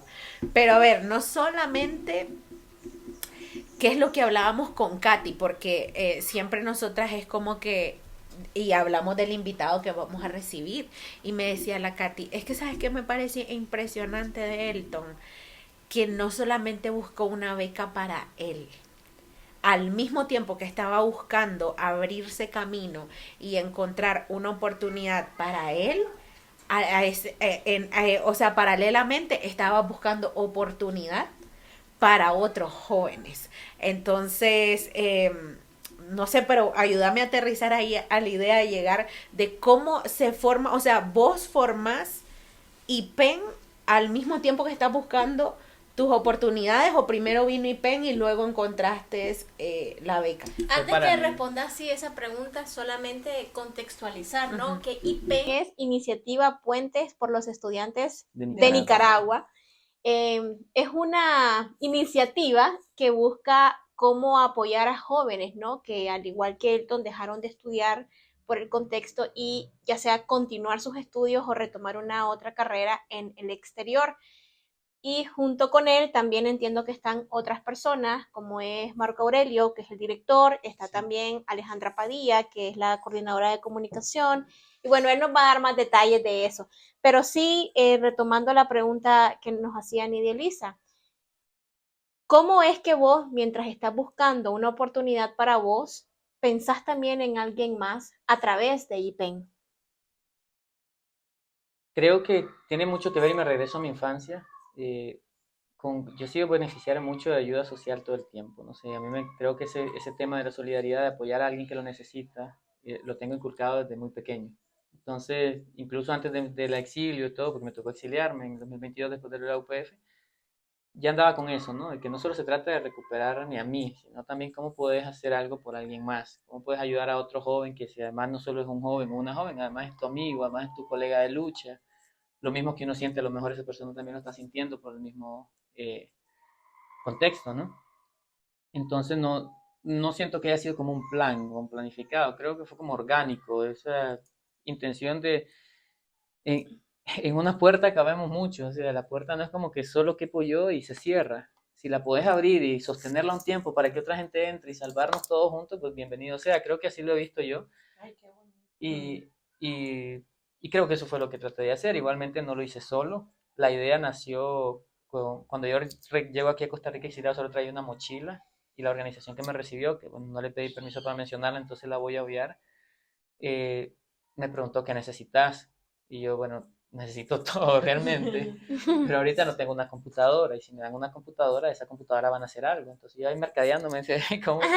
Y efectivamente me dieron una computadora, entonces ahí empecé a escribir la idea de IPEN. a rodearme de personas valiosas que creyeran. Fue difícil porque el tema en el contexto del exilio es que todos andamos buscando cómo sobrevivir. Y viene un prójimo que se acaba de exiliar, que ni siquiera se ha ubicado a decirte, muchachos, hagamos esto. Es como que los muchachos también muchachos tuvieron sus dudas. O más bien es decir, ¿por qué está viniendo? Es justamente, ¿no? Entonces creo que así me vieron. Y yo insistí, ahorita parte del equipo, todos son personas muy valiosas, pero parte del equipo como que se ha movido desde sus inicios, ha estado, ya lo mencionaba vos, Marco Aurelio, Arlen, y al principio cuando yo proponía la idea me decían, claro, contá con nosotros, pero como voluntarios, pues, como cositas así, creo que lo daban ánimo, creían en la idea, pero obviamente estaban buscando cómo sobrevivir, entonces era como voluntarios, y yo así como, claro que sí, pero no, no es así las cosas, no necesito voluntarios, necesito gente que crea en el proyecto. Y estos chavalos siempre han creído en la educación, en la academia, y creo que me han demostrado amistad en todo momento. Entonces, como que creyeron en el proyecto, y ya como que desarrollándolo en conjunto, porque IPEN nace ya cuando, sí, la idea tal vez yo la traje y la tenía los bosquejos y todo, pero la fortaleza se da cuando entre todos empezamos a poner nuestro ladrillito, ¿no? Nuestro Claro. granito de arena. A hacer equipo. A hacer equipo, y ahí fundamos, que empezó como un grupo, posteriormente como una asociación, y todos habíamos vivido lo mismo: represión académica, exilio, todos los muchachos que son parte de IPEN expulsados de las universidades, afectados de una u otra forma. Entonces entendíamos bien el contexto, no estábamos trabajando, no nos costó saber qué trabajar, sino que entendíamos perfectamente la problemática, y de ahí nació Iniciativa Puente por los Estudiantes de Nicaragua. La idea es crear puentes, ¿no? Porque nosotros no tenemos cómo, la organización no tiene. Tenemos un GoFundMe, pueden donar, por favor, pero la iniciativa como tal no tiene fondos propios. Pero sí tenemos la intención de ser puente. Entonces uno conoce una organización y le dice, mira, conozco a este joven que vos puedes ayudar, y ya se crea el puente. Claro. Entonces, creamos ese puente que hasta el momento ha beneficiado a más de 160 personas en Wow. diferentes formas. Dentro de ellos más de 55 que han sido directamente con retorno a estudios superiores, lo cual es muy positivo. Muy bueno, claro. Dentro de esos 55, tu caso. No, mi caso fue aparte. La beca en mi caso no se consiguió con IPEN. En ese momento no existía IPEN como tal, sino que ya fue personal. Entonces no forma parte de la estadística, y el programa de beca fue un poquito diferente. Y sí. Ok. Entonces ahora contanos ya ese proceso, ¿no? Vos siempre tuviste en tu cabeza, yo voy a ser médico, voy a terminar medicina.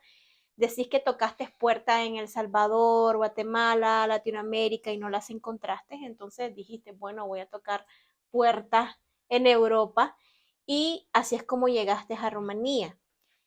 ¿Fue una respuesta inmediata o sentís que igual te la pusieron difícil?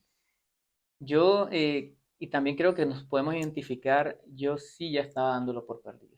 A mí el exilio me costó un montón. Yo salí de mi casa llorando, yo no podía dar el primer paso de la puerta. Fue una cosa extraña, yo me congelé, yo no podía dar el primer paso, llorando y abrazando a la gente que no quería dejar atrás. Y me tocó cruzar por montaña. Estuvimos cerca, digo estuvimos porque no me estaban transportando solo a mí, de que nos agarrara el ejército, porque el guía que nos llevaba tenía trazada una ruta, pero se confió y nos dijo, yo creo que podemos sacarlo más rápido por aquí. Por ahí no estaba el ejército. Nos tocó estar en el suelo, en una montaña, esperando hasta que los tipos del ejército con las luces se fueran. Yo solo recuerdo una cefalea, perdón, un dolor de cabeza horrible, horrible que yo tenía. Yo nunca había tenido un dolor de cabeza como ese, estando en Rivas, en el hospedaje que me quedé, esperando que sean las 4 de la mañana, cruzar la frontera, llegar hasta San José. Era un dolor de cabeza que yo en la vida lo había tenido. Y yo llegué a San José, y yo en ese momento creo que la dictadura había logrado lo que quería. Yo siento que ahí sí, por ese momento circunstancial, la dictadura lo logró. Yo me sentí derrotado. Ahí sí yo dije, caí. Venía con una gorrita, con unos lentes, yo no uso lentes, pero la idea era como camuflarme lo más que pudiera. Con un suéter, una mochila, y la mochila un poco de ropa y un disco duro que traía por seguridad, que logré pasarlo. Y eso era todo, yo no tenía nada más nada. Y cuando uno se da cuenta y ya caes en la realidad de lo que estás haciendo, de lo que te acaba de pasar, de la decisión que acabas de tomar, yo en ese momento solo como que respiré profundo y yo dije, ya no, pues ya se fue. Yo no tenía ganas de luchar, yo no tenía ganas de ser IPEN, yo no tenía ganas, fue un par de días después que fue como un autodiálogo conmigo de tengo que lograrlo, tengo que hacer algo, pues no me puedo quedar en esto.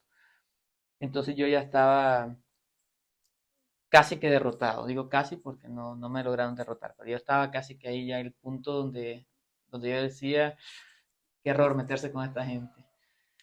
Y yo había antes de viajar publicado, yo esa oportunidad no la busqué. Yo en la vida, yo Ujú. sabía que Rumanía estaba en Europa, pero usted me preguntaba en ese momento, vecino de quién es, ni idea. Pero en un momento de desahogo ya me había reunido con gente de la Unión Europea y cosas así, algunos contactos. Yo escribí unas cosas en redes sociales como para desahogarme. Y Dios, porque yo creo mucho en Dios y a mí Dios me ha ayudado un montón, dio ese mensaje que era un post de redes sociales hasta la persona correcta que lo podía leer. Y en este caso, bueno, esa persona que trabaja con academias en Europa me dijo, me contactó y me dijo, yo te quiero ayudar. Y fue un proceso sumamente rápido. Realmente creo que el proceso de la beca yo la tenía confirmado ya como en marzo, es decir, febrero, marzo, ya para mediados de marzo ya me habían dicho, te ganaste la beca y te venís en Solo estuviste un septiembre. mes en Costa Rica No, estuve, prácticamente. pero ya en Europa los tiempos funcionan diferentes. Toda la Ah, universidad ya. termina a medio Ah, año, ya, entonces ya. no, y empieza en septiembre. Entonces ya solo me quedé en Costa Rica hasta septiembre esperando que se concretara la oportunidad. Y fue como, en ese tiempo ya tenía la beca y ya empezó a nacer IPEN también. Entonces la beca yo la obtuve antes de que naciera Claro. IPEN. Y empecé, y yo vi también esa beca como, bueno, esta persona tiene voluntad de apoyar y encontró quién puede apoyar más personas. Entonces también como que ahí apurémonos a presentarle. También que en mi caso como que gracias a los medios, yo agradezco un montón que siempre me invitan y me preguntan cómo me ha ido, me han dado un seguimiento, yo me he sentido muy acuerpado por los medios muchas veces. Entonces, como que mi caso siempre es conocido por alguna gente y yo aprovecho eso para decir, me quieren conocer a mí o quieren hablar conmigo del tema, pero ya digo, no solo soy yo, también hay otras personas. A veces cuando miro que la posibilidad es para varios, meto varios, cuando veo que solo hay posibilidad para ayudar a uno, solo a uno, pero siempre, ¿no? Nosotros tenemos en IPEN la filosofía de cambiar Nicaragua un estudiante a la vez. Entonces, si en un momento podemos invitar a ayudarle a uno, es una gran ganancia como si podemos ayudarle a cinco. Claro. Entonces, sí, esa beca no fue como que yo la busqué, que yo diga, mandé la carta y no. Dios mandó la carta, mandó mi mensaje, ni siquiera fue una carta, al lugar indicado. Y me ayudó mucho también que ya hablaba inglés. En mi plan de ver cómo todo se está yendo al carajo en el 2018, sin carrera y sin nada, yo dije, bueno, lo único que puedo hacer ahorita es meterme a estudiar inglés. Entonces me metí a estudiar inglés y sin saber que eso iba a ser la puerta o la llave que me iba a Wow. ayudar a abrir la puerta también, porque si no hablaba inglés no Estudia me en hubieran inglés. dado. Estudien inglés, por No, favor. decías el episodio pasado, la oportunidad va a llegar que te encuentre preparada. Así es. Exacto. Entonces, Éxito, oportunidad, más conocimiento, chiquito. Qué sí, bonito, la verdad, porque pues nos está dando una gran lección, ¿no? De no hacerlo solo para uno, de cómo también pensar. A ver, yo estoy impresionada de cómo tu historia, todo tiene que ver, como dice la chaviza ahora, todo que ver, este, a ver, que hayas recibido ayuda de organizaciones, te formó de cierta manera, luego tu fe en Dios también, a mí me parece bonita e impresionante porque a pesar de que podía ser el escenario más terrible, apareció un ángel. Ahí aparecía alguien en el momento oportuno que decía, desde la directora del Goyena, Sí, chavalo, vení, te voy a sí. ayudar. Y luego en todo tu camino, ángeles, ángeles, ángeles para ayudarte a llegar a donde estás ahora. Y solo pienso, como dice la Katy, tus padres, que qué orgullo, sí. Yo como Nica siento tremendo orgullo de escuchar una historia de éxito como la tuya, que siento que muchos la necesitan escuchar. Y la filosofía tan hermosa de hay que hacer el cambio, vamos a cambiar Nicaragua un estudiante a la vez. Creo que no hay apuesta más certera que esa que la que ustedes están haciendo. muchas gracias, de verdad. Y creo que mi caso, no sé, no es único. A mí me gusta Claro. ser como más portavoz. A mí la gente, como, como, como he dicho, ¿no? Los medios me han ayudado a llevar el mensaje.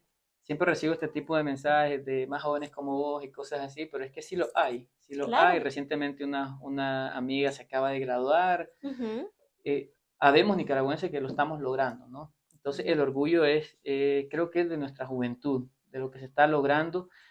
A mí no me gusta caer en la idealización por dos razones. Primero, porque Elton no solo es el que está hablando en este programa, que tiene una historia bonita y todo eso, es además una persona con muchos errores, ¿no? Con muchas imperfecciones y no quiero caer, que caigamos en el error de andar idealizando mucho a las personas.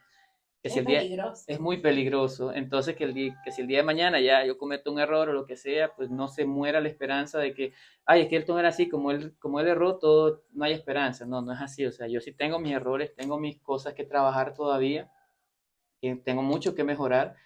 Entonces que se enfoquen más en la causa, en lo que se ha podido hacer, más que en la persona. A mí me gusta eso. Y por otro lado también porque yo siento que me ponen peso. A mí, por favor, no me pongan peso de que la gente siga tu ejemplo, que sea como vos. Yo digo, no, no me conocen bien, exactamente. Demasiado Entonces, pesada esa demasiado mochila. pesada esa mochila, pero sí como las cosas que hemos vivido, porque las hemos vivido en colectivo. Algunos nos atrevemos a hablarlas, otros por seguridad no, otros por salud mental no lo hacen, algunos porque sencillamente no es lo suyo andar compartiendo sus historias, pero somos muchos jóvenes que estamos tratando de hacer el cambio, que estamos saliendo adelante con historias incluso peores que la mía, porque yo tengo la fortuna que mi familia esté completa, que a mí no me falta eh, ninguna extremidad, que nunca me hayan disparado, que yo tengo la fortuna de estar vivo, pero hay historias que son más trágicas, todavía hay gente que sigue adelante, que sigue luchando. Entonces, sí, a mí más que una historia inspiradora, me gusta hacer una historia real, porque a Me veces las encanta. historias inspiradoras son bonitas, pero uno las encuentra en YouTube, las encuentra... Ujú. Y lo bonito es más una historia real, que te des cuenta, que la gente que escuche mi historia diga, bueno, es que sí se puede, ¿no? Más que inspirarme, es una cuestión de demostrar que sí se puede. Sí, Entonces, más que una historia inspiradora, a mí me gusta que lo mío sea una historia real sí. y que sea construido en colectivo. Nada de lo que se ha podido hacer en IPEN, por ejemplo, lo hubiera podido hacer yo solo. Nada de lo que he logrado yo en mi vida lo hubiera podido hacer yo solo. Ha habido ayuda TICA, ha habido ayuda NICA, ha habido ayuda Claro. europea, ha habido ayuda... Entonces una Todo persona... ha sumado. Todo Todo ha ha sumado, sumado. principalmente Dios. Entonces creo que cuando uno analiza y te das cuenta de cómo ha sido beneficiario también de la solidaridad en diferentes aspectos, para mí es un error no cerrarte a pensar solo en uno, ¿no? Solo en mí. Si yo lo Ujú. logré y ya listo, pues ya terminó todo. Sí. Fíjate que a propósito de ese comentario que mencionas de que tu historia es real y no ideal, me parece súper importante recalcar eso. Nicaragua no es el mejor referente en educación. O sea, no lo digo yo, lo dicen los informes, lo dice la UNESCO, exacto. Y peor ahora, ¿no? Con este contexto donde la universidad privada y la autonomía no existe, se pone aún más difícil. Partiendo de eso, donde Nicaragua no es un buen referente, vos, cuando te califican para ir a Rumanía, ¿no te sentiste achantado o intimidado de que por venir de un país tan chiquitito, como decimos en Nica, ¿no? Que no ibas a dar la talla, porque incluso tenías que recibir clases en inglés, que no es tu primer idioma, y es una carrera difícil. Sí, de hecho, pero me di cuenta hasta que estaba allá, no antes de irme. Creo que antes la emoción y la alegría y tal. Cuando ya llegué allá fue donde me empecé a cuestionar si yo estaba realmente a la altura de una educación que es mucho. Yo que tuve la experiencia toda en Nicaragua, en privada como en pública, es mucho superior, ¿no? Muy, muy superior. Yo los primeros días, que ya también conté en otro espacio, yo no entendía nada. Y el supuesto bilingüe que hablaba inglés llega a sentarse en la universidad y yo no entendía, pero ni la primera parte de lo que estaban diciendo los profesores. Y yo ¿Qué decía, hago ¿pero qué aquí? es esto? Y a mí quién me enseñó inglés, decía yo, Dios mío. Entonces me tocaba sentarme y voy a ejemplificarlo para ser más Sí, claro. queremos conocer Yo cómo llegaba, era tu rutina. me sentaba enfrente, ponía a grabar el teléfono y poniendo atención a la pantalla y el teléfono grabando lo que los profesores estaban hablando para poder posteriormente ir al cuarto y ponerlo y leer y escuchar y entender algunas palabras y traducir otras. En ese momento para mí fue mucha tensión. Era como recibir 2 veces. Era de recibir 2 veces las Ajá. clases y en una tratando de entenderla. Para variar me dio el duelo migratorio estando en Rumanía y no en Costa Rica. Me empezó a pesar allá, ya sin amistades, estaba solo porque yo fui el primero que llegó a Rumanía. Sin poder hablar bien inglés, porque sí lo hablaba. Yo tengo el nivel superior de inglés, ya lo había estudiado, pero nunca lo había puesto en práctica. Entonces como que hablaba así como que muy, muy lento. Mis amistades alemanes, italianos, franceses, hablaban inglés muy rápido. Y ya cuando uno empieza a cancanear, como que ya ellos también pierden el interés de platicar mucho, ¿no? Porque te tienen que tener paciencia para que uno pueda decir una palabra.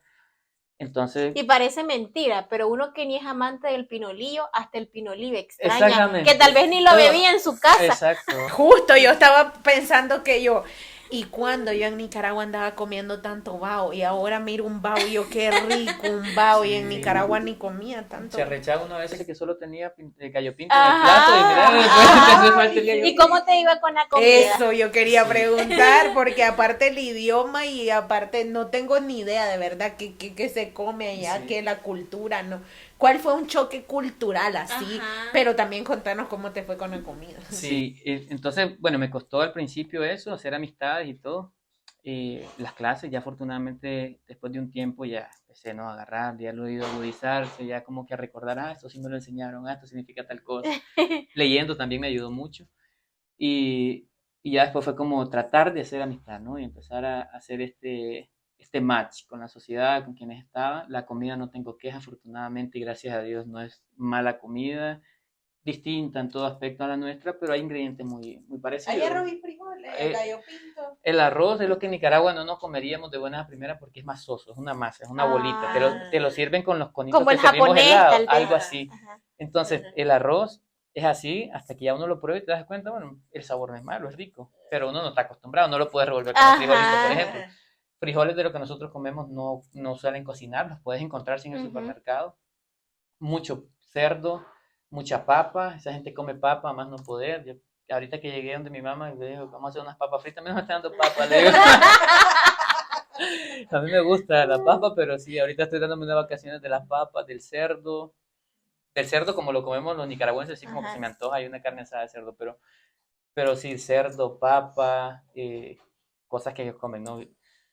Fue al principio un poco difícil, pero el sabor no es malo, entonces como que eso se agradece. Yo me acomodé bastante rápido con el tema de la comida. Yo tuve una excelente experiencia con los rumanos, esa gente es súper solidaria, a diferencia de experiencias previas que uno ha tenido, por ejemplo, de xenofobia, más bien ahí querían saber de mí, me invitaban a cenar, gente que me encontraba así, a platicar conmigo, di una Es que son entrevista. nica, chalo. Exacto, nosotros nos acomodamos y si nos invitan a cenar uno va. Entonces ya empecé a como a conocer gente y han sido personas súper increíbles. O sea, yo estoy agradecido con Dios por la gente que ha puesto en mi camino. A mí me abrazó la sociedad rumana de una forma increíble que más bien el que puso barreras soy yo. Hoy viéndolo en retrospectiva, creo que de nada sirve arrepentirse, pero por alguna razón yo estuve durante mucho tiempo como cerrado, ¿no? Yo estudiaba y después me encargaba de IPEN desde allá y siempre estaba cansado, entonces muchas invitaciones que me hacían, que hoy en retrospectiva me dan ganas de ir a darme un galletazo, yo Que no no podía, iba. no puedo, y solidifiqué más relaciones de amistad en el último año. Entonces me perdí como de vivir esta experiencia de universitario otra vez, que habían cosas muy bonitas que hacían mis compañeros, y yo como que me autoexcluía hasta que me di cuenta y empecé a hacer algo al respecto. Ujú. Pero también era a veces por una buena causa, ¿no? Tenía trabajo con IPEN, estaba gestionando becas y todas esas cosas, entonces como que estaba Ujú. cansado de cosas así. ¿Y si tuviste conocimiento que antes de vos hubiesen otros estudiantes nicaragüenses o fuiste el primero? Soy el primero en mi universidad, o fui el Ajá. primero en mi universidad. Me atrevo a decir que hasta en el pueblo hay casi nadie latino. En la universidad éramos 2 cubanos, un peruano y yo. Wow. Entonces, es un pueblo muy pequeño en Transilvania. Entonces, como que no hay mucha comunidad internacional y los que hay son europeos. Entonces, fui el primer estudiante nicaragüense. De hecho, en mi graduación fue la primera vez que la bandera de Nicaragua desfiló porque hacen un acto muy lindo que es el desfile de los estudiantes internacionales de la universidad y no tenía mi bandera. Entonces, la mandaron a hacer. Me tocó Oh. desfilar con la bandera. ¿Qué sentiste cuando vos cargaste esa banderita con los dos colores? Yo sentí, ahora como me da cosita. O sea, es que Yo yo vi tu foto, yo sí. te prometo que yo lloré. Sí, yo lloré. Gracias. Es que me sentía súper orgullosa, obviamente por vos, ¿verdad? Porque te conozco, por tu Sí. historia, pero también representaste a tantos jóvenes, porque no has sido el único, ¿me entiendes? Era como un triunfo para el país. Y al final esa derrota que vos sentiste ahí en esa frontera pasó a ser victoria, porque ganaste. Y es la representación de que los sueños se cumplen, más allá de que sí, es un sueño de estudio, es una meta académica, pero también para mí, por ejemplo, que logré mi título, sí era un recordatorio de que los sueños sí se pueden cumplir. Y por ejemplo, a mí, cada vez que yo veo que un estudiante está triunfando, que logró superarse, que logró culminar su estudio, a mí se me llena el corazón de orgullo, y aparte de vos también está la Katherine, a quien hace poquito Le se mandamos un graduó, saludo y que a la vamos nuestra a tener amiga aquí. Katherine Ramírez. Esta es una invitación pública, no formal, pero te va a llegar la formal.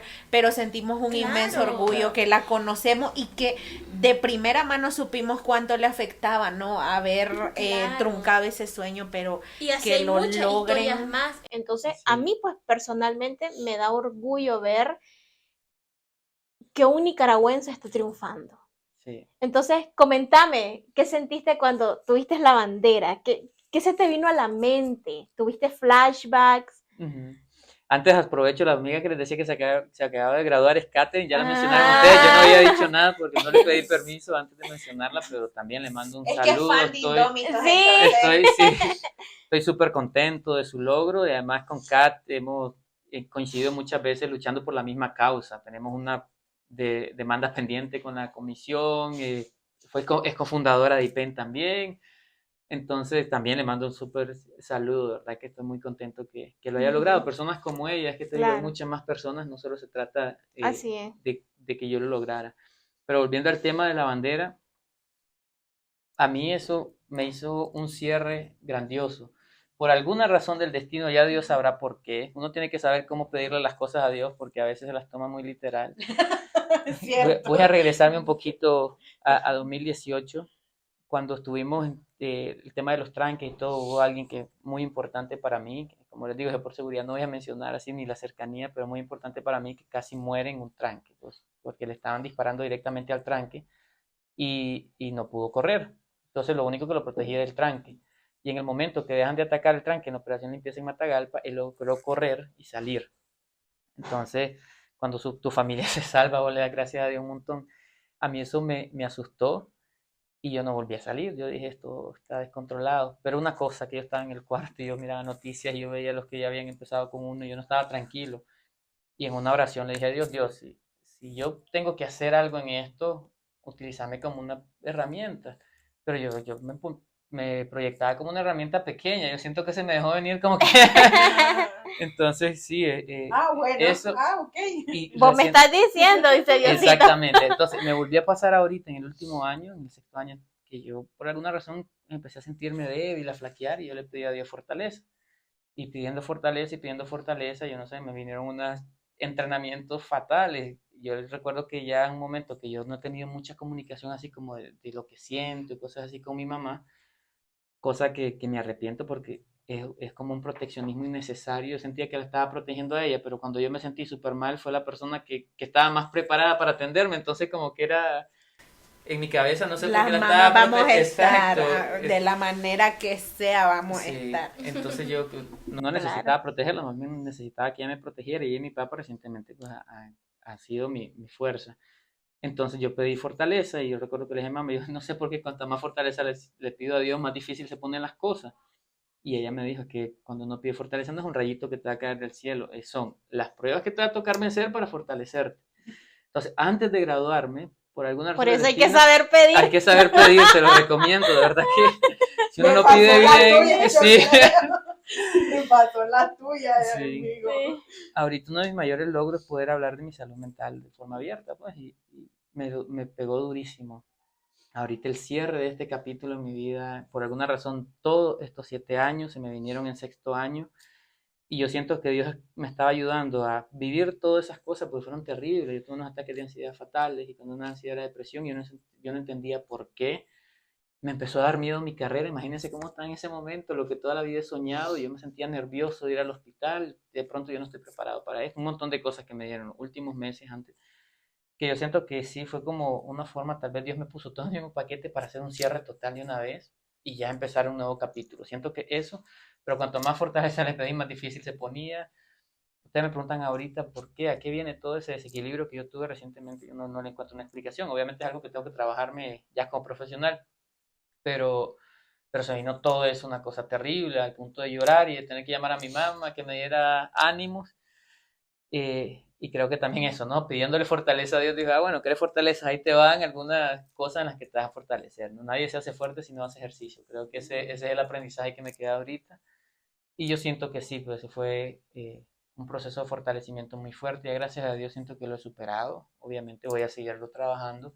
Ya otra vez me enamoré de mi carrera, ya como que ese temor que sentí en cierto momento, pues ya se ha ido disipando y tomándome un tiempo también para celebrar, porque en estos 7 años, una de las cosas que mencionaba un día de esto con el equipo es que yo no he descansado y no sé cómo descansar, como que se me había olvidado cómo descansar. Cuando se supone que tengo que descansar, yo siento que estoy perdiendo el tiempo y esas cosas.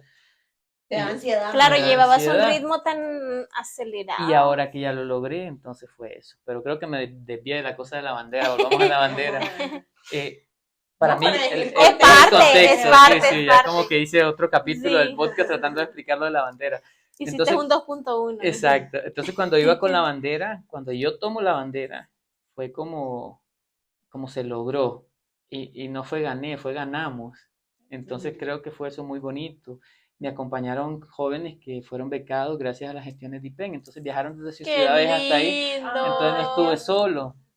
Entonces, bueno, las fotos ahí, créditos a ellos y a que me acompañaron. ¡Fotazas! Excelentes fotógrafos. Sí. Entonces me acompañaron y para mí llevar la bandera fue eso, ¿no? Como no gané, ganamos. Y por alguna razón yo pude sentir en la bandera a mi mamá, a mi papá, que no pudieron ir, obviamente. Entonces fue como llevarla, el orgullo de levantar la bandera. Antes de venirme yo a la universidad pedí una cita con el rector y una de las cosas que yo le dije al rector de la universidad es, espero haber sido un buen ejemplo de que vale la pena ayudar a los nicaragüenses. Pues sí podemos, estamos a la altura. En mi tesis, yo dediqué mi tesis a los nicaragüenses, a los jóvenes asesinados, expulsados, que me saqué que bien dedicada porque a fin de cuentas tuve una nota perfecta de tesis. Y Entonces, ahorita que mencionas tesis, te me adelantas a otra pregunta. ¿De qué sí, se trató tu tesis? con migrantes para variar, una de mis ideas de tesis era como, voy a hacer algo más fuera del contexto, pero me puse a leer cosas, yo siempre leo noticias de Costa Rica, y vi que casualmente Costa Rica está publicando cerca de los incrementos de enfermedades de transmisión sexual en el país recientemente. Y a mí lo que me vino a la cabeza fue, ok, si eso está a nivel nacional, ¿cómo estará en nuestra población? Entonces mi tema fue, hice un análisis sobre los conocimientos, actitudes y prácticas que tiene la población en movilidad forzada de Nicaragua en Costa Rica sobre infección de transmisión sexual, pero al mismo tiempo hice un análisis sobre las barreras de acceso a la salud y las posibles oportunidades que hay. Entonces claramente identificamos barreras, el hecho de que casi el 50% de los participantes dijera que ha sufrido discriminación o que le han negado el servicio, ¿no? En los espacios de salud en Costa Rica es algo que no se va a quedar en el papel. Ya estoy viendo yo cómo mando cartas y todo eso con los resultados de la tesis, porque hay resultados muy chocantes. Entonces lo trabajé con población migrante y específicamente en ese tema, a ver cómo podemos que no se quede solo en papel. La idea también es que lleve algunas propuestas de cosas que se pueden hacer. Bueno, ahí tienen noticias, los medios, tomen nota, ya saben a qué fuente consultar porque es un tema que necesitamos divulgar. Sí, definitivamente que hay hallazgos interesantes y voy a preparar algo más como para compartirlo porque sí creo que como comunidad nicaragüense tenemos que abordar ese tema, ¿no? Importante que seguís haciendo, o sea, que seguís encontrando la manera de unir estos dos países, pues incluso en tu tesis, porque al final es, ok, este problema, ¿qué hacemos? Sí. ¿Qué hacemos que al final beneficia a ambas partes, tanto a las personas que están en movilidad forzada como quienes conviven con esas personas que están en movilidad forzada? Y que se les invisibiliza, además, que es un tema que La salud sexual y reproductiva no se vuelve tabú y por otro lado los migrantes, aparte del tabú está el tema de ser migrante, ¿no? Que tristemente es la realidad, te topas con eso.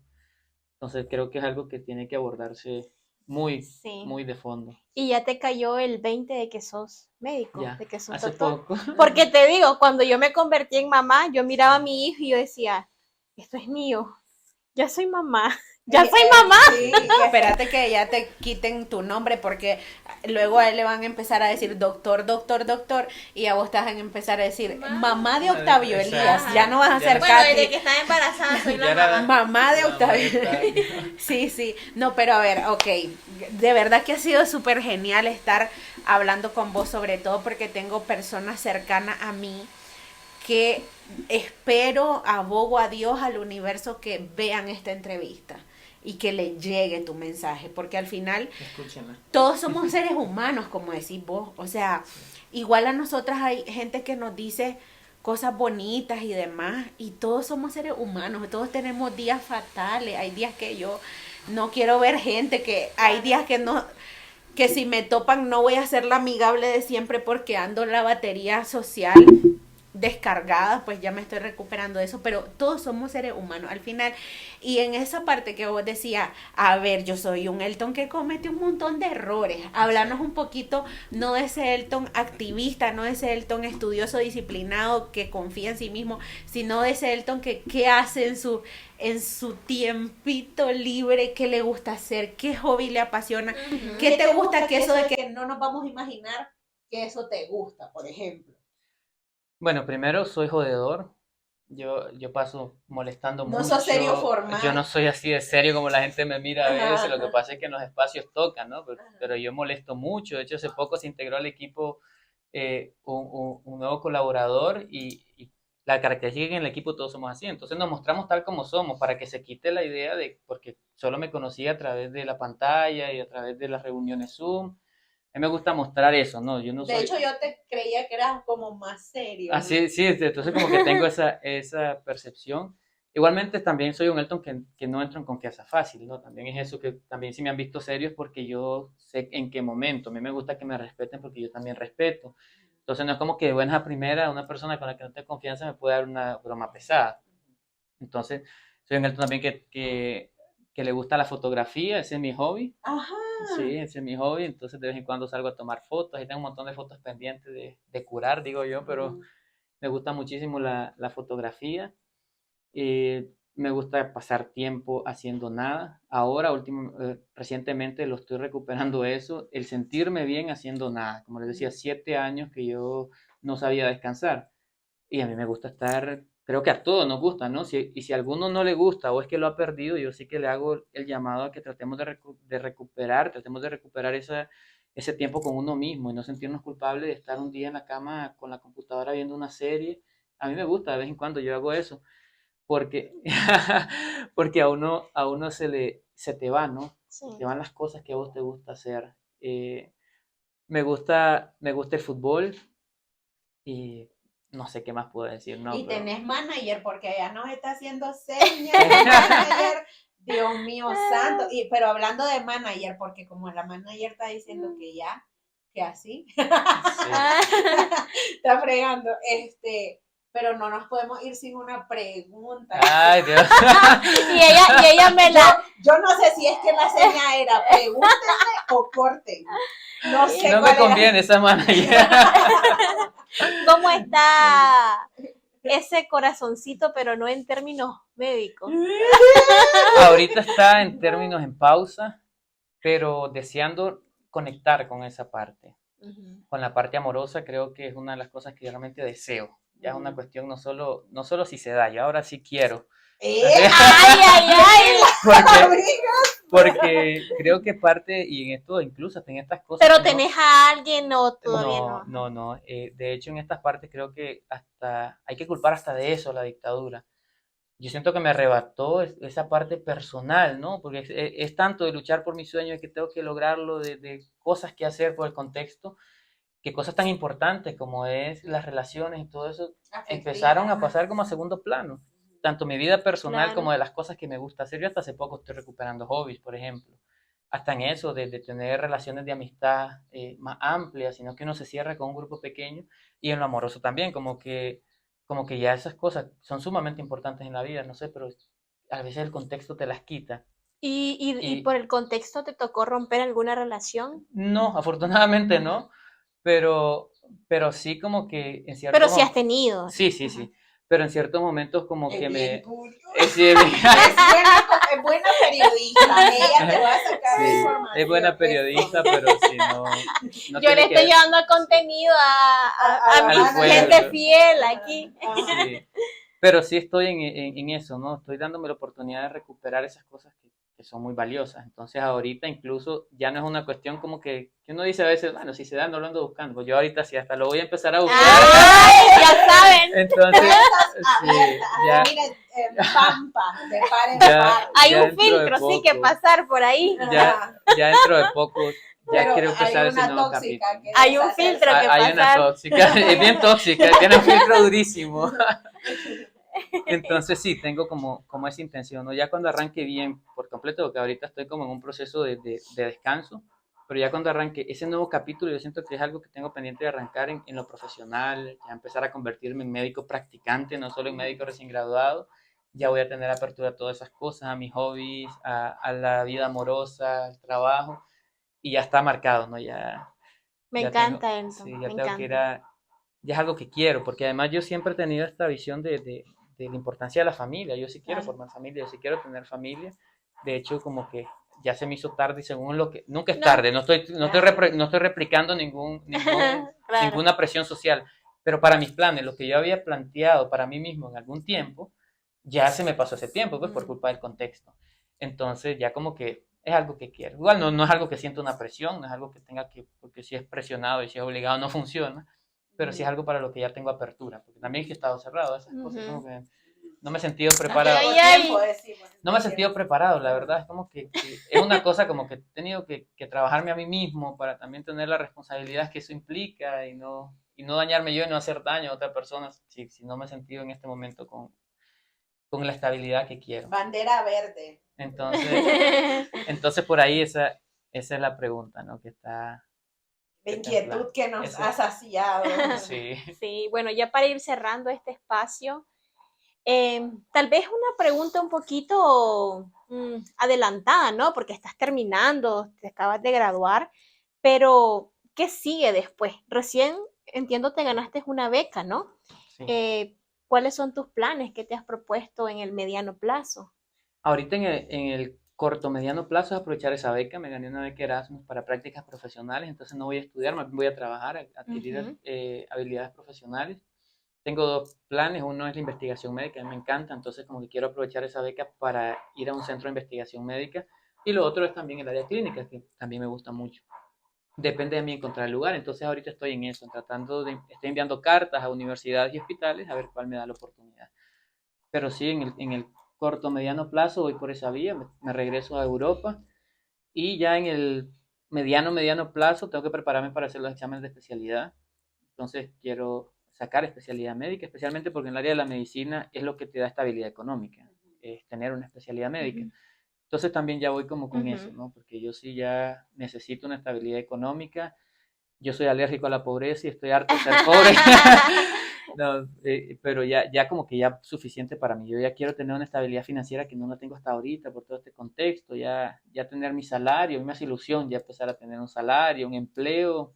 Claro. Y entonces ese es como lo que tengo para el corto o mediano plazo y a largo plazo coronar mi especialidad. He estado considerando otorrinolaringología porque Ay, tiene me vas muchas... a ver. Ay, Sí. dale, andate por ahí. Sí, No sí. puedes ver gratis. Me empezó a gustar. Ya empieza. Sí, Mentira, yo he mentira. sido mucho de que me gusta, a mí me encanta emergencias médicas, pero ya estoy cansado y eso es muy agotador y la salida profesional es muy específica en un área, mientras que otorrinolaringología tiene unas salidas profesionales interesantes por varios aspectos, desde el compromiso médico, que es algo que pienso mantener, hasta el interés económico, que también tiene una salida profesional desde el punto de vista económico, cuestiones estéticas incluso, porque hasta se mete en ámbitos de la medicina estética, en cirugía plástica facial y cosas así. Entonces es muy diversificada el campo de trabajo del Ujú. otorrino.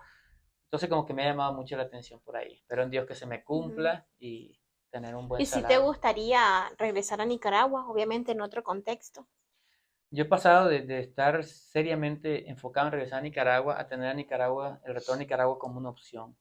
Es decir, no es algo que me esté apresurando ahorita, Ujú. pero no es algo que descarto, pues. Correcto. Pero sí me gustaría, yo siento que tengo algo todavía con Nicaragua, Ujú. como algo como que vivir o que cerrar Ujú. estando allá. Ujú.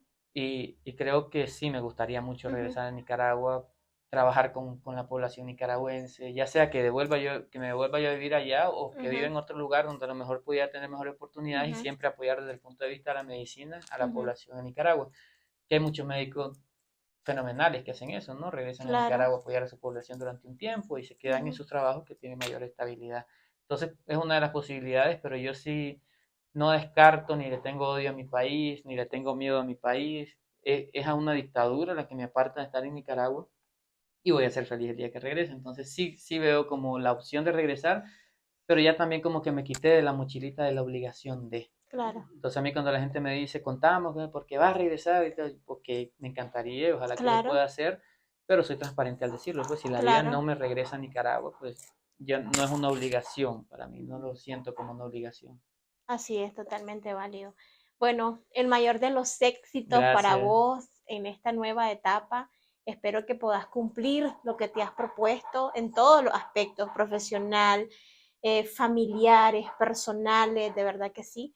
Eh, te vamos a seguir viendo ahí en las redes, Estoy segura. siguiendo tu vida y bueno, nadie quita que en un par de años tengamos un segundo episodio con vos, con nuevas noticias. Para ver cómo le fue en esa Sí. especialidad también, porque sabemos Sí. que con Lindómito que es, lo va a alcanzar, vas a alcanzar cada Dios una de primero las que cosas así sea. te vayas Dios primero que así Sí. sea. Creo que me encanta el título del programa, del podcast. Indómitos creo que lo traemos. No es algo muy nica Ujú. y es algo que nos impulsa. Yo solo le diría a las personas que nos están viendo que esto no lo vean solo como la historia de Elton. Como yo les digo, es una historia colectiva realmente. Soy el resultado de esfuerzos colectivos y también llevo la voz de otras personas que lo están logrando.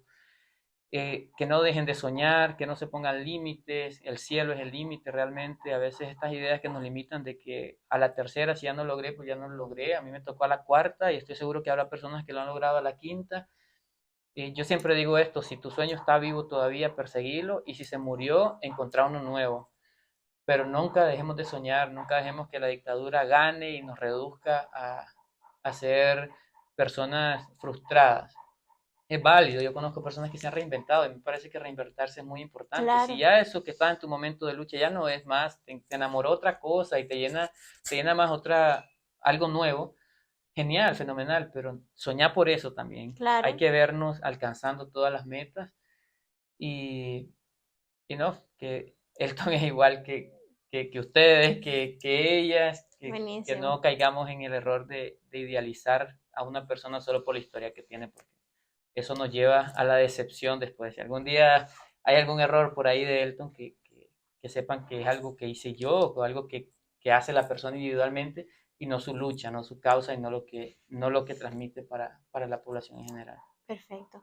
Ya para finalizar, tengo acá unas preguntas La ping pong, dinámica pero acostumbrada. antes sí me gustaría hacerte una pregunta un poco random. Si bien Sí. En Rumanía, digamos que vos te expresabas más en el inglés, ¿no? Sí. Pero aprendiste algo del idioma local. Yo me comunicaba solo en inglés, pero Ajá. para sobrevivir el día a día sí aprendí palabras. A veces amanecía que entendía todo, a veces no entendía nada, a veces me comunicaba bien, a veces no me comunicaba. ¿Y podrías todo. decirnos ahorita una frase, una palabra en rumano? Puedo decir mi comida favorita Dale. de allá, lo que cuando iba al restaurante, por ejemplo. Yo Sabía pedía pedirlo. Decilo. fue lo primerito lo de la comida.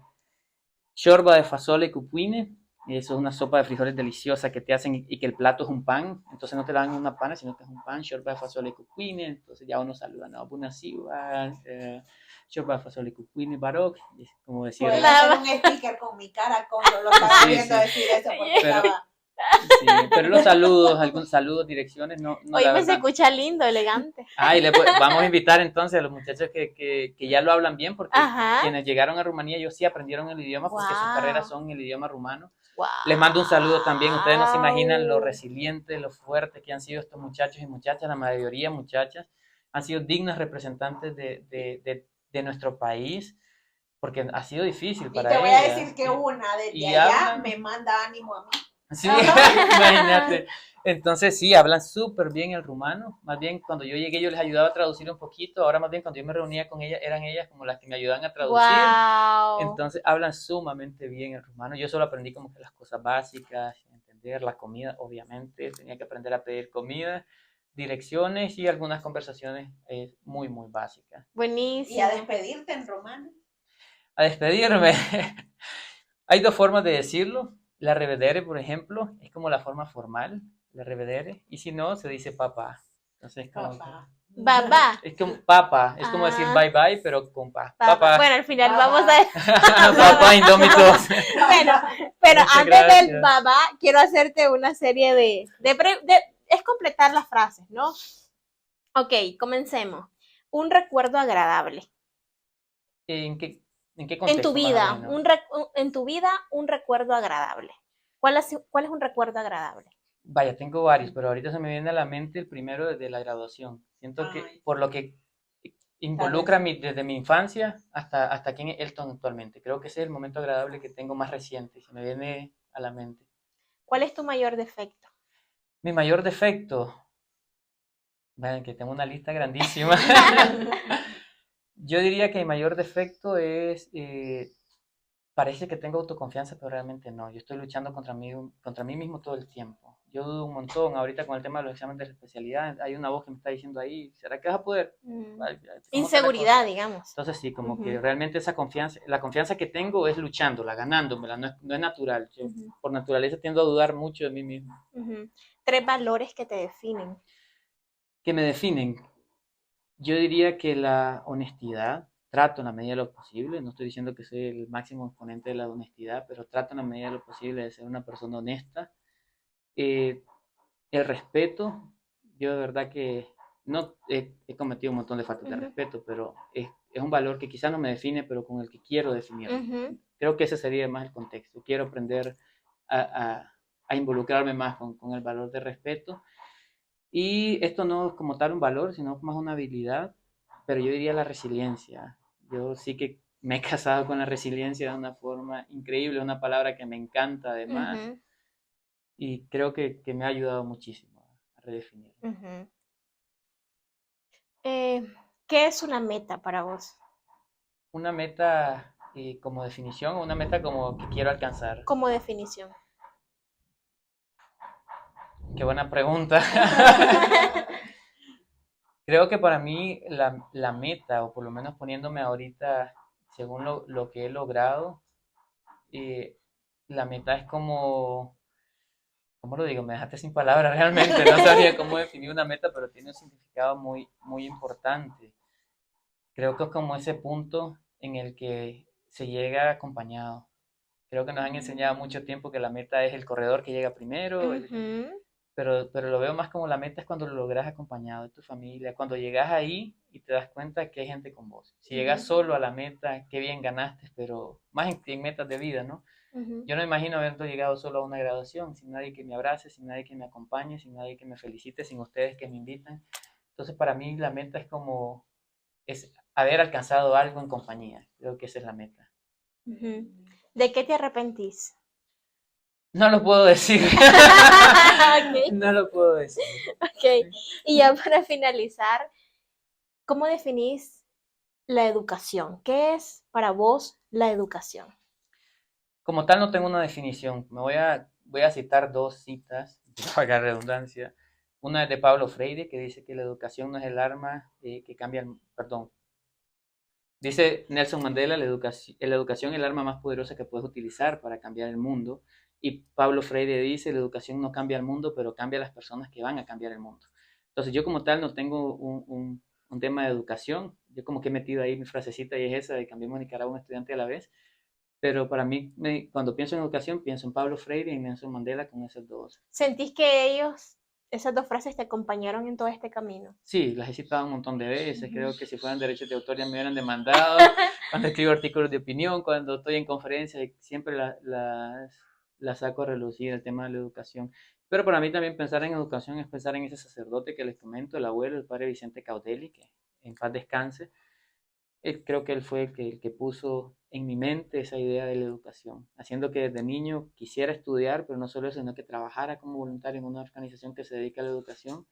Y también es el tema de las escuelas pías, ¿no? Que es de donde él proviene, pues me enseñó bastante de los escolapios, de la orden de los escolapios. Muchísimas gracias, Elton. Muchísimas gracias a ustedes, disfruté muchísimo el programa. Y yo Qué voy a bueno. despedir este programa pidiéndole a la audiencia que está ahí, a la manager y todos, que le demos un aplauso a él. Sí. Que no le Ay, pudimos dar gracias. en su Muchas gracias, de verdad. grabación. Bravo, bravo, Muchísimas bravo. gracias. Y bueno, amigos, hemos llegado al final de este programazo. Por favor, ya saben, la tarea de ustedes es compartir, comentar y darnos like, suscribirse a nuestro canal de YouTube si aún no están suscritos y recomendar y seguirnos por todas nuestras redes sociales para que esta historia de Elton llegue a más personas, porque como siempre les digo, no sabemos quién puede estar necesitando escucharlas. Y para mí, que también soy fan de Indómitos, soy fan de nosotras porque nos cuesta mucho y nos esforzamos en traer historias que de verdad vayan a significar un cambio. Yo hago más productivo mis tiempos como de lavar trastes, doblando ropa, que es tan terrible. Yo veo el programa del episodio de Indómito y más bien disfruto entonces lavar trastes o doblar ropa porque se vuelve doblemente productivo. Así es que ya saben, nos seguimos viendo y hasta la próxima, amiga. Hasta la próxima. Chao. Chao. Gracias. Bye bye. En este viaje indómito, la verdad es nuestra meta. Indómitos, somos gritos en la noche, sin miedo a lo que rompes, somos la voz que brote. Indómitos, cada paso deja huella, en un mundo que se estrella, nuestra fe no se atropella. El eco de nuestras voces retumba en cada esquina. Esto es Indómitos, un espacio para los que desafían lo establecido. Aquí damos voz a quienes casi nunca han sido escuchados. Un podcast para quienes, frente a la adversidad, luchan por sus sueños. Queremos mostrar el éxito en formas que reflejen lo que realmente significa alcanzarlo desde adentro.